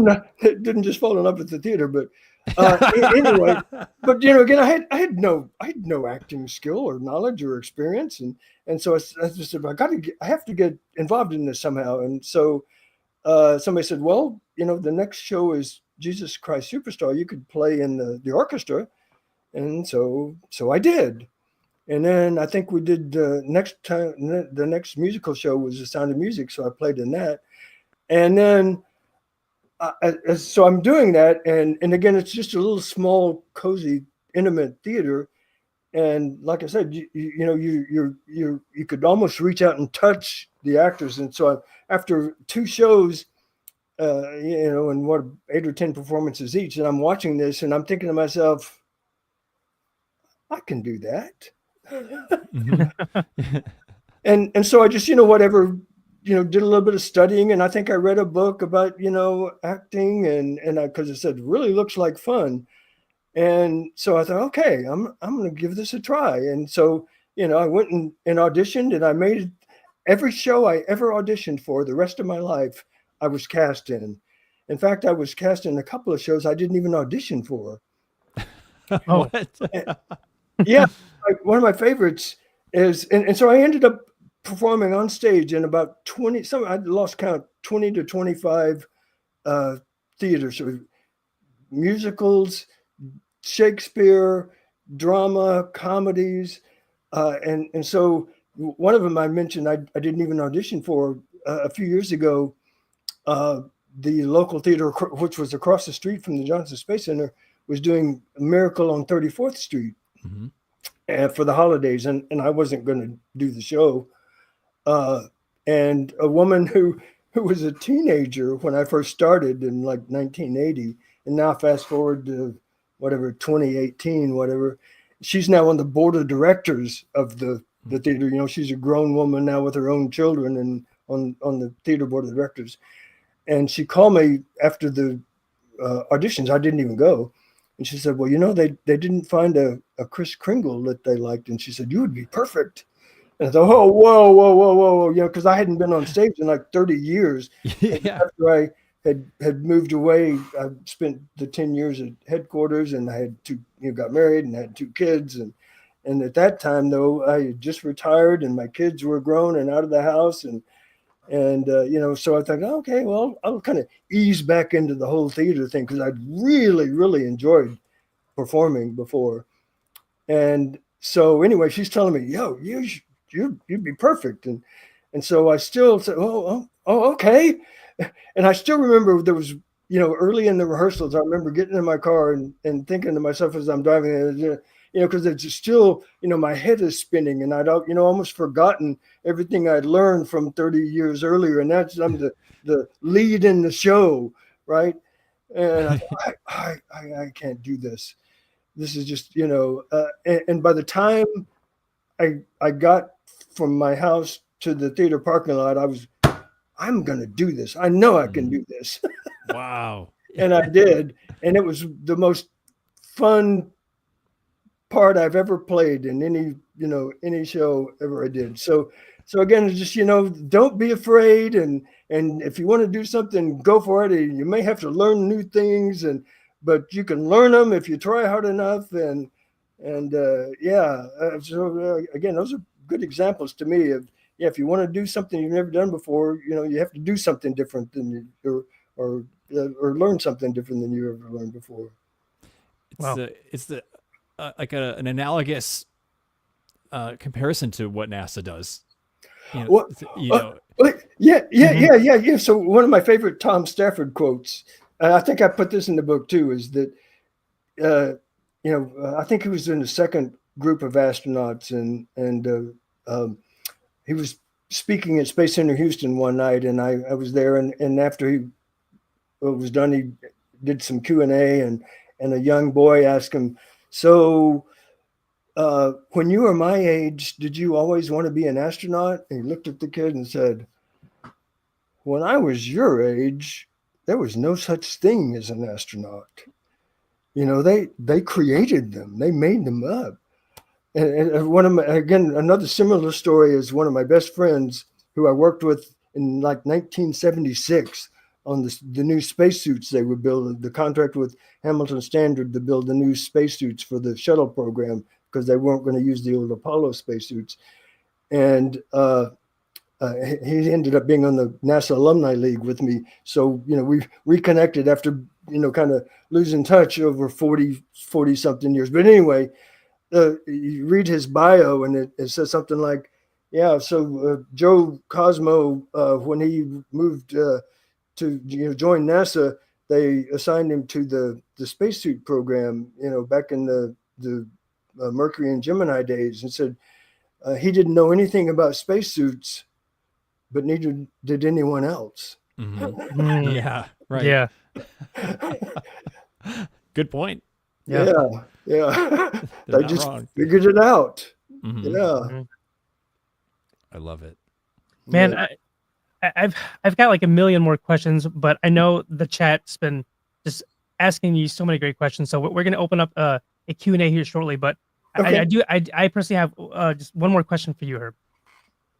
How do you personally define legacy, and how do you hope yours is remembered? Oh, wow. I guess I've never thought about trying to define legacy. But I have thought about how I would like to be remembered, and I typically think along the lines of I would just like to think that people remember me as someone who tried to make the world a better place. I want to be, things like kind and courageous and have empathy and, be polite and all of, I hate to say, just call it being nice, but, the kind of person that people liked to be around and made them feel better and, did good things. And so I think that's why now what I spend almost all my time doing in retirement is I volunteer for, the NASA Alumni League, the Astronaut Scholarship Foundation, for Space Center Houston, for the Remembering Columbia Museum. I don't take a penny for anything. I didn't write my book for money. Luckily I don't really need, it. And so, yeah, so I like to help, even though I was not a STEM major myself, I realize how important that is, or STEM or SMED or whatever you want to call it. Mets. And so, I like to think that I'm, volunteering my time, contributing to inspiring people to think about, and even not even just the STEM. I mean, we certainly need that, but I've also given presentations and speeches about, hey, if you didn't know that you can work at NASA without being a scientist or an engineer, I'm a perfect example. So, if you really love NASA and space exploration, don't think you can't do it, because NASA needs all types of people. Again, like we were saying, the IT and social media and HR and security and you name it, finance, the jobs you might not even think that you could have at NASA. Mm-hmm. Herb, in the short time we've spoke, and I'm sure the listeners can agree, I think you check all of that. So thank you for being such an inspiration. And yeah, man, you rock. Thank you. There's a couple of kind words here in the chat I'm going to feature here. Blue Eyed says, I cannot remember the last time I hung on to every single word listening to an interview. Here's another one from SoCal Gloria saying, I could listen to him forever. Love is authentic. Love and passion for space and the theater.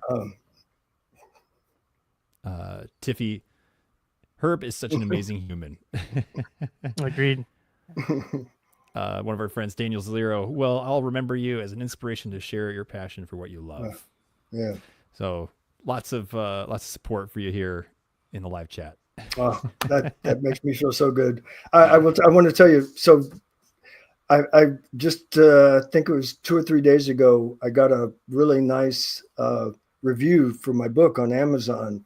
And this is from a guy, and he said some nice things about my book. He said, I was reading the parts about the Challenger accident and the Columbia accident, and it made me cry. And wow, that, and this was a guy. I mean, typically don't cry nearly as much as the opposite sex does, but yeah, that I wasn't sure how to feel about that. I guess I should feel good, I mean, I certainly didn't write the book to make people cry, but yeah, anything that forms, brings out an emotional attachment, I guess is a good thing for an author to feel like he contributed to.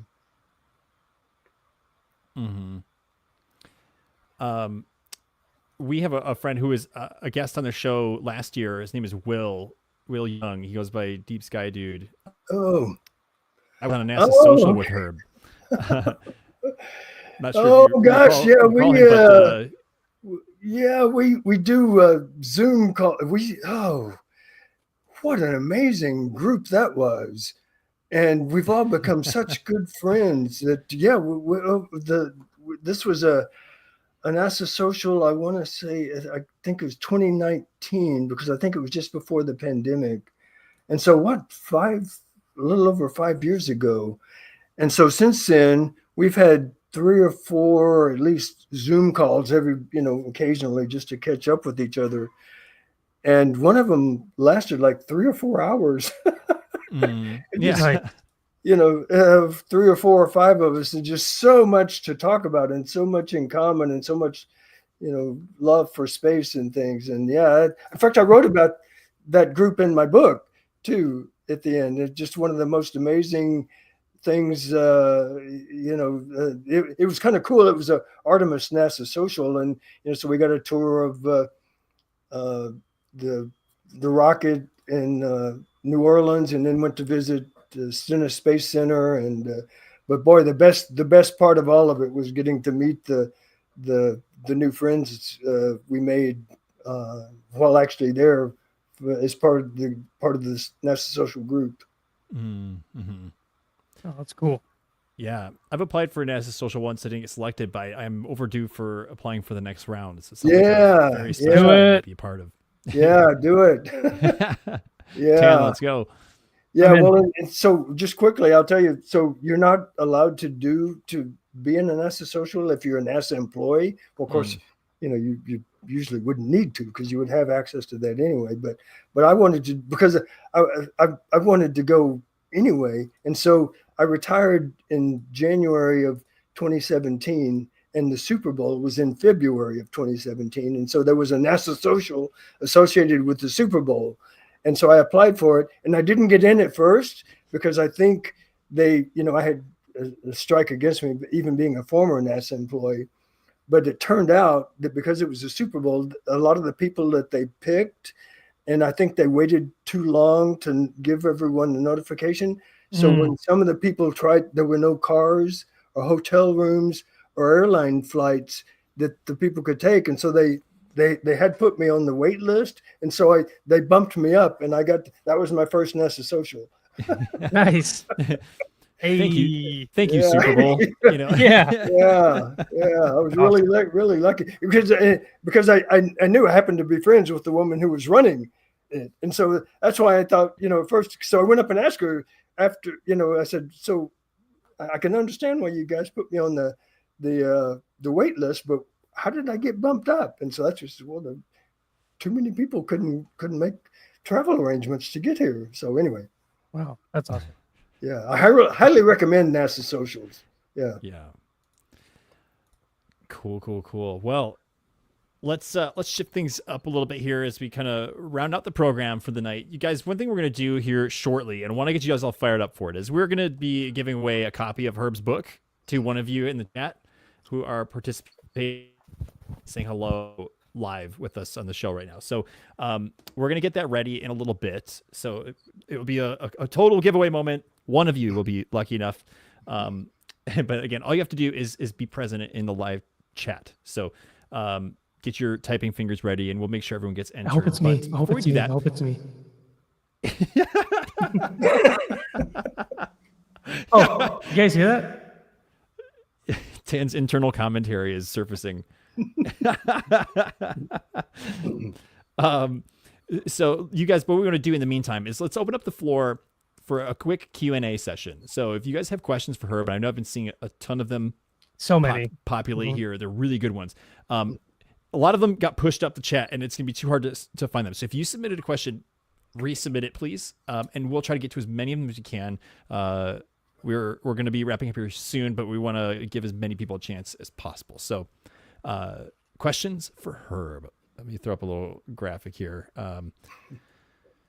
Submit your questions. So many.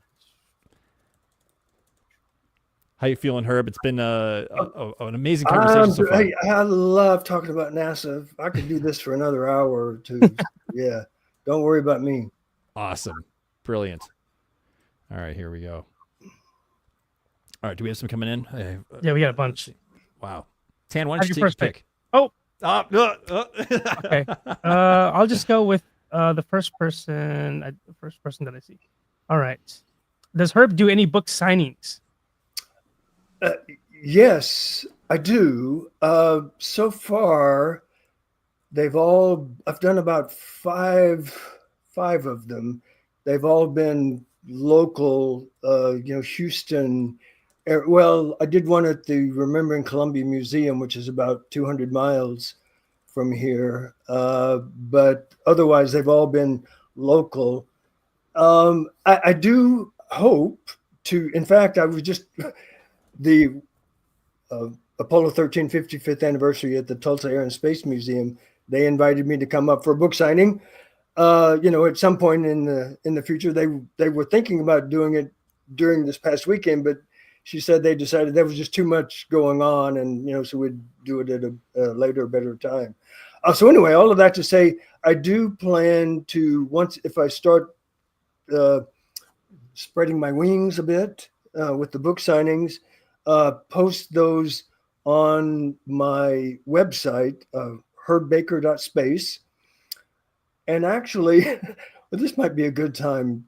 I do actually have a Facebook, whatever you want to call it, author page. I mean, I've got my own personal page, but I haven't publicized it to anybody. So I don't know that anybody, although I do get a note every once in a while that 4 people viewed your Artemis book page. So I think it's from Apollo to Artemis if you do a search on Facebook, you can find the page.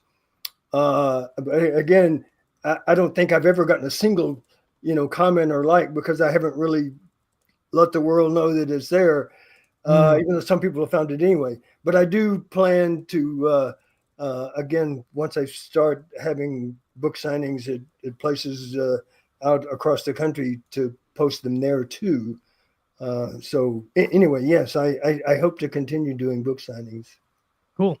Awesome. Fantastic. Nick, you want to take the next one? Sure. Let's see here. Here we go. Mod James asks, what scientific advancement, breakthrough, or discovery blew Herb's mind the most, and why? Oh, wow. Huh. I don't think I've ever thought about that. So, just scientific discovery in general, or NASA related? I'm not sure. Yeah, maybe it just leaves it as a general scientific one. So let's open it up past the space world for the sake of the question. It can be anything that you feel like has been an advancement in the scientific realm. Well, I guess, and I, held it up before, the whole cell phone, and in fact, the cell phone camera, which was partially, because of NASA, miniature camera lenses. And, for those of us that are a little bit older, a lot of you, probably even many of you on the chat, don't remember those days. But when you had to have a, single lens reflex camera, and you would take a photo, and you had no idea what it was going to look like until you finished the whole roll, and then you took the roll to have it developed somewhere, and then you waited a week or so, and then you finally got the prints back. That so for somebody who grew up with that, the fact that I can just take 100 photos, with one of these things, just absolutely blows my mind. And if I don't like them, I just delete them, and you instantly know what the photo looks like. And again, for those of us who grew up in the old days with single lens reflex cameras and film, 35 millimeter film, boy, that makes all the difference. And I'm something I deal with every day. And I just love the fact that if there's something I want to go to if my wife wants me to pick up something at the grocery store and I don't know what it is, I just take a picture of it and I go. Yeah. So, oh my gosh, I just love I love phone cameras. It's an excellent answer. Yeah. Makes me really appreciate my phone now. Mhm. I gotta stop throwing it at the wall. Yeah, you didn't grow up with the photo mats and the little booth where you'd stop and drop off your film and then wait for a week to get it back. And then if the picture didn't turn out well, you're out of luck. Yeah. Mhm. I like this one here. Is Pluto still a planet in your heart? Well, yeah, I guess different people would have a different answer, but it is for me. I mean, if it ever was, you can't say no. You're not. W's in the chat for Herb. Yeah, yeah. You can't take that away. That's Let's good. see. I would love to get a tour of his office and his favorite item in it. Oh, okay. Well, I happen to have it with me. Well, yeah. Although I don't keep it in my office. So when I was working for the TV networks back in 1969, I grabbed my copy of the Apollo 11 flight plan, and So freaking cool. I actually worked for one of Gene Kranz's daughters back in the late 90s. And so I got Gene, and they're going, yeah, he signed it. Failure is not an option. So the Apollo 11 flight plan, signed by the flight director, who was the flight director at the time they landed on the moon for the first time. This is my favorite. Mm-hmm. Wow. Although again, I just got John Aaron and Fred Hayes to sign my Apollo 13 flight plan a couple of days ago. Yeah, so this is a close second. Wow. Yeah, although most of this one was never used. Right. Yeah. Right. Yeah. That is awesome. Just to have that. For those of you in the chat, the first book signed by Gene Kranz, he was portrayed in the Apollo 13 movie. So if you are familiar with that one, that's the actual guy who's signed that book. Yeah. Yeah. Do you just thumb through those for fun when you're bored sometimes? Just go through the pages? Well, no, they're actually kind of hard to understand. This is not going to be a good, but it's just a timeline. I mean, literally like minute by minute. But yeah, you really need to be an Apollo astronaut to learn much from flipping through one of these things, because it's not easy. Obviously they made it as kind of shorthandy as possible. Mm-hmm. Ooh. Well, you want to go, Nick? I'm getting ahead of myself. There's so many good questions in here. Please take it away. I was looking as well, but if you got something, go for it. Okay. Yeah, guys, there's so many questions. We're probably not going to get to all of them, but we are going to try to feature as many as we can. I was wondering this myself. Will you write another book? I don't know. I think I might, because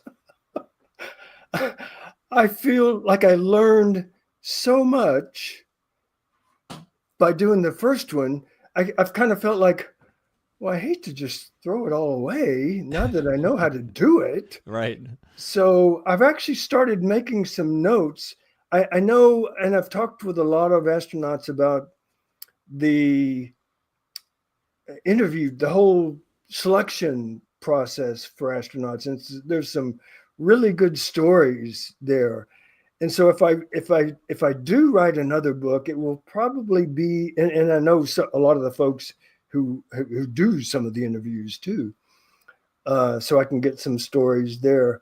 So if I do write another book, and it's probably about a 50-50 chance, I think it would be about the astronaut selection process. And that also, I think that's a thing that I think a lot of astronauts would be more than happy to chat about, because again, there's so many interesting stories. I'm good friends with the old, who's passed away now, Jerry Carr, who was the commander of the final Skylab mission. And I love the story that he got the call that he'd been selected on April 1st. And he went home and told his wife, and she didn't believe him. She thought he was trying to pull an April Fool's joke on her, but no, it was real. Wow. Well, we'll be looking out for book number 2. And if that plan doesn't work out, you just make a book about NASA acronyms. That'll be your backup. Yeah. Yes. Well, I have actually a couple of friends. When I finished mine, and said a couple of my friends, NASA retirees, have said, "Oh, well, I've been wanting to, or I've started a book. I've been wanting to finish it, and but I just can't do it." And I said, "Hey, I'm here to help. if you think I can, because I certainly know how to do it now." I loved this question from Tanzanite Rain in the chat. If your book were adapted into a documentary or film, who would you want to narrate it? And don't exclude yourself. Could be you. Well, actually, so that's very interesting, because and actually, there's a new, just in the last like 2 or 3 days, Amazon posted a digital reading of my audio book. I mean, it's like an AI voice. I had to teach it how to say a few words like, Schweikert and Isley and things like that. But anyway, but otherwise, several people have told me, well, you should make an audiobook, but you should not narrate it, because it's your life, kind of thing. And so but if I can't choose myself, oh gosh, just off the top of my head, I'll say Tom Hanks. Because I love Tom Hanks, and he's so good with space movies and films and things, and of course Apollo 13.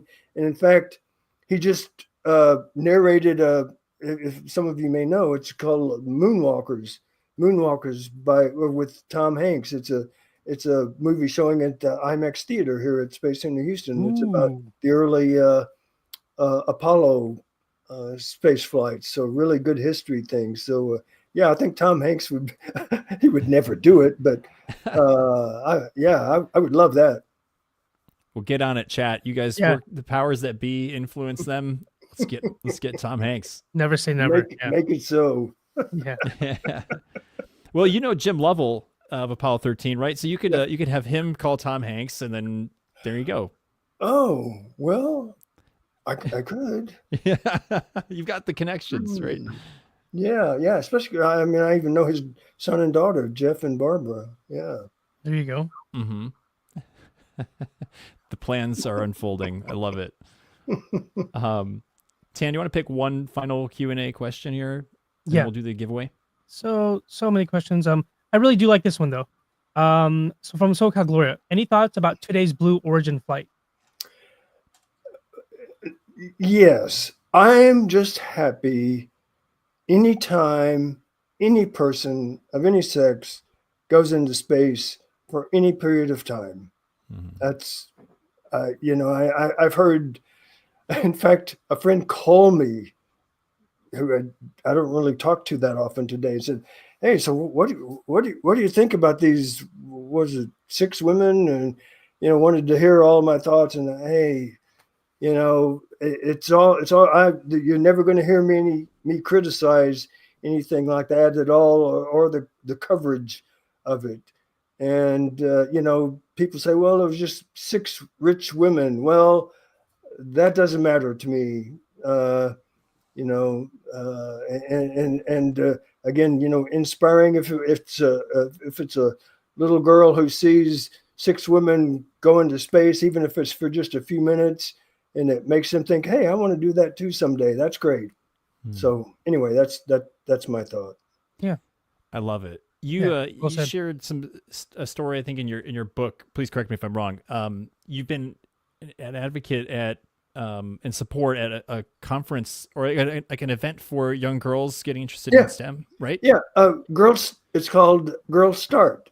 Mm-hmm. It's an organization that's based in Austin, Texas, but they also have events in certainly in Austin and Houston and Dallas, and I think they've even spread out a bit more. But the whole idea is to get young girls, mostly, I think it's from K to 12 actually, but primarily from like age 7 to 12,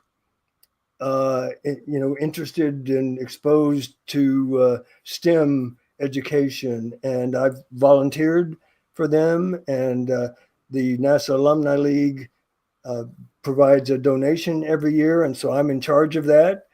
And because I want to make sure that we continue to do it, and so I remember the first time I went to one of their events here at a high school in Houston, and to see all those young 8, 9, 10, mostly 8, 9, 10-year-old girls, and their eyes so big, and doing these science experiment kind of things. And one of them was some kind of simulation of a space flight with paper and cardboard and things, and it was just awesome. And I thought, yeah, I want to keep supporting this. And so yeah, I really like what they're doing. Well, as a father of a young girl, I have a daughter. Like, I'm grateful for people like you keeping programs like that alive and helping build a bright future for her and so many other young girls around the world. Yeah, it's inspiring. Yeah, so it's not a question, and I know we're running out of time, but people ask me a lot of times what changed most over my career at NASA, and it was the way women were treated. When I started in the mid 70s, oh my goodness, guys were doing things that they would be fired for today. I mean, just the things they said, the things they touched that they shouldn't have touched, and all that kind of thing. And I'm just watching it, and I go, oh my God, I was not brought up that way myself.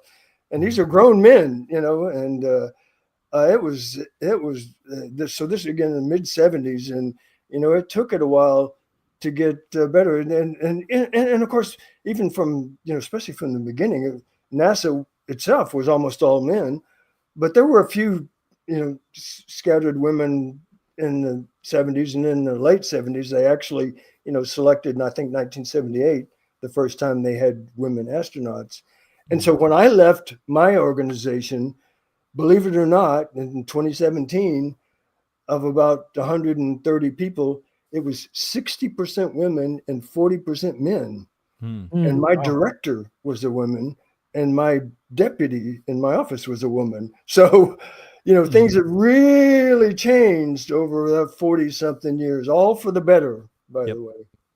Absolutely. We're better off together, working together. Yeah. 100%. Agreed. Oh, absolutely. Yeah. Brilliant. Great.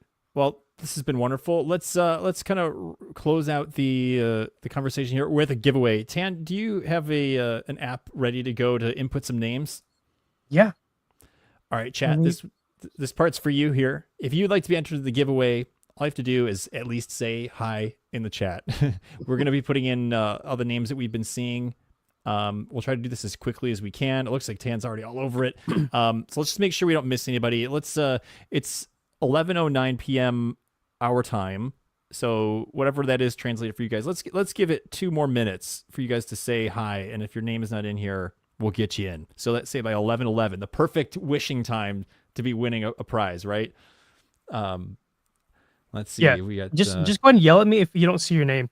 Mhm. Maybe that's the easiest. If you don't see your name in here, just go ahead and you got Ron Colson. I see Ron Colson in here. Ron Colson. Joe. Let's see. Okay. Can you scroll up a little bit, Tan, please? There we go. There's a big list. You guys, the odds are a lot more steep than the last giveaway we did. Oh, Sybil. Sybil's in here? Sybil, I yeah. don't think so. Okay. Yeah, kind of hard to tell. Let's see. You got Here, you know what? I'll just read off the names. If you don't hear it, say something. good call. Blue Eyed Devil, Tanzanite, Angie, Alex, M, Harmony, Trash, JC, Deep Sky Dude, Day, Zaliro, SoCal Gloria, Tiffy, Princess Tamara, Ma James, Richard Jones, Sharon, Ron Colson, Joe, Sybil. Tanzanite, that's funny. I think that's it. I think we got it covered. I think that is it. All right. Maybe we'll do a last call. Caitlin. Caitlin McLean, yeah. Okay, last call. Last call. Let's do a countdown. Classic NASA style. T minus 10, 9, 8, 7, 6, 5, 4, 3, 2, 1. Go for launch. I got you. All right, guys. Yeah, Mark gets in there. Your copy of From Apollo to Artemis, Stories from My 50 Years with NASA by Herb Baker, coming your way. Tan, when you're ready, hit that button. Here we go. Who's the lucky winner? Let's go. Sybil. Wait. Is it Sybil? Sybil! Oh, man. Look at that. Oh, yes. I'm pretty sure Sybil was like, pick me. She was, yeah. Yeah, look at this. Ask and you shall receive, they say. Congrats. Yeah, huge congratulations. We got to find a way to connect with you so we can get your mailing address, and then we'll get that shipped out to you this week for sure. Yeah, I hope you enjoyed the book. Yeah. Congrats. Oh, gotta recycle. There we go. Thank you guys all for participating in that. It's super fun. We're trying to do a few more things like giveaways as often as we can, because it's fun to give back to you guys for supporting us. So we appreciate you all. Cool. Well, let's call it there. Herb, you are a gentleman and a scholar. Thank you for your time tonight. Hearing all of your stories has inspired me. It's inspired Tan, inspired the people in the chat. And we wish you the best on the rest of your book signings and your tours, and all future endeavors for you in this next chapter, pun intended. Hey, thanks again for inviting me, guys. I've really enjoyed it. And like I think I said before, I never get tired of talking about NASA, even if I start losing my voice. And I do a fair amount of interviews and podcasts and things, and some of them I've been back 2 or 3 times. I'm not suggesting that you guys do that, because I think we covered most of it today. But this has actually been one of my favorites. Really appreciate all of the comments and inputs from the folks that were watching. I don't usually see that kind of interaction. So that's been really fun. Fantastic. Well, don't tempt us with a good time. We would love to have you back. Yeah. Oh, incredible. Everybody in the chat, say thank you to Herb, and we will see you in the next one, Herb. Okay. Thank you so much. Yeah. All right. Thank you all. Take care. All righty. What a fun conversation. Yeah. Everybody, let us know what you thought in the chat. And if you're watching or listening to this after the live stream, please leave a comment on the video or find us on the audio platforms. Maybe there's a feedback option. Leave us a comment there that, hey, I watched Herb's episode and I loved it. Let us know. That was fun. Mm-hmm. Oh, for sure. Yeah. So much. Like, you guys, again, I just want to kind of give a reminder too. If you are enjoying the show, we love to hear your feedback, and we also appreciate your support. So just remember that there are different ways you can do that, but either through memberships, supers, or just simply watching or listening. Those are the best ways that you can keep us going and having fun, just like tonight. Real quick, speaking of that, I wanted to highlight this because 4 months is dope. Yes. So shout out to We have 4. Tanzanite. Nice. And then, of course, just another shout out to Richard Jones for the 5 gifted memberships and this crazy generous donation earlier. So seriously, everyone, thank you so much. Richard Jones, you're a blessing. Thank you. Thank you, RDJ. Thank you so much. Mm-hmm. My goodness, the love is real. Mm-hmm. And you guys, just a reminder, at the top of the episode, we did that very special announcement about our episode 50 celebration. We're going to be hosting May 12th. That's in 4 episodes, 8:30 p.m., not 9, 8:30. We're going to be hosting the show. Tan and I will be together in person, live at Yerkes Observatory in Williams Bay, Wisconsin, doing the show from a historic observatory, home of the world's largest refracting telescope. So very, very excited about that. And we want to have as many of you guys with us as possible. So be sure to share the link. As I think we'll probably put it live a little bit sooner, but we'll post about that. We'd love to get as much support as we can. And honestly, my goal, Tan, I want to see the most people we've ever had in a stream ever on episode 50. Man, okay. And I'm pretty sure the peak may have been during Sarah Matthews' episode, somewhere in the 50s. 40, 50s? I think we did hit 50s. Okay, we can do it. I mean, we're at 33 right now, which is crazy. Mm-hmm. Which is awesome. Okay. So, Chat, can we do it? Listeners, anyone at any time you're finding this, please come hang out with us in the future. We're trying to get as many people as possible. make us famous. Famous. Famous.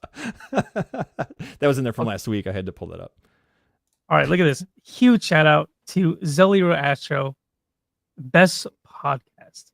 Mm-hmm. W. Thanks, brother. Appreciate it. And then another super, another W in the chat for Tiffy. Oh my Guys, gosh. thank you so freaking much. Cannot. Shout out to Sakura for reminding me about the podcast. Shout out Sakura. Mm-hmm. W's in the chat. Awesome. Oh my gosh. Yeah. Can't handle this one's cool. 50th episode. And that's gonna be my birthday week too. So many things. We've got Mother's Day that weekend. I'm turning 21 and I get to celebrate my 21st birthday at the Yerkes Observatory. So it should be fun. Yeah. And remember, we're gonna be interviewing Dr. Amanda Bauer, who is the deputy director and head of science and education at Yerkes. So she's gonna become loaded with facts and information about what the observatory is doing. They went through a huge renovation process the last few years, and she knows all about that and how this like 1800s observatory has been restored and enhanced for the next century of science and exploration. So she's going to come dropping lots of bombs for just getting us ready for the future. So I'm stoked to meet her and get a chance to speak with her. Yeah. Can you pull that date up real quick? Yep. Guys, everyone just screenshot this, because if you're anything like me, I'll think I'm so good at remembering anything. The biggest thing is 8:30 start time. So it is 30 minutes earlier, and then May 12th. All right. Just screenshot this. Mark it. Right here on YouTube, like usual, and Twitch, for the few of you who are ever stream us on Twitch. Yep. And of course, if you guys are listening after the fact, you can find us on Spotify and all the other major audio platforms as well. Mm-hmm. Cool, man. I love it. All right, you guys, let's call it a night. Let's wrap up. Let me turn this off here. There we go. Thank you, everybody, for tuning in. Much love to you wherever you're watching from around the world, and we'll be back here next week. for another great episode 47. Me and Tan. Cool. Thank you all so much. Have a wonderful night, and we will see you all on the other side. Much love.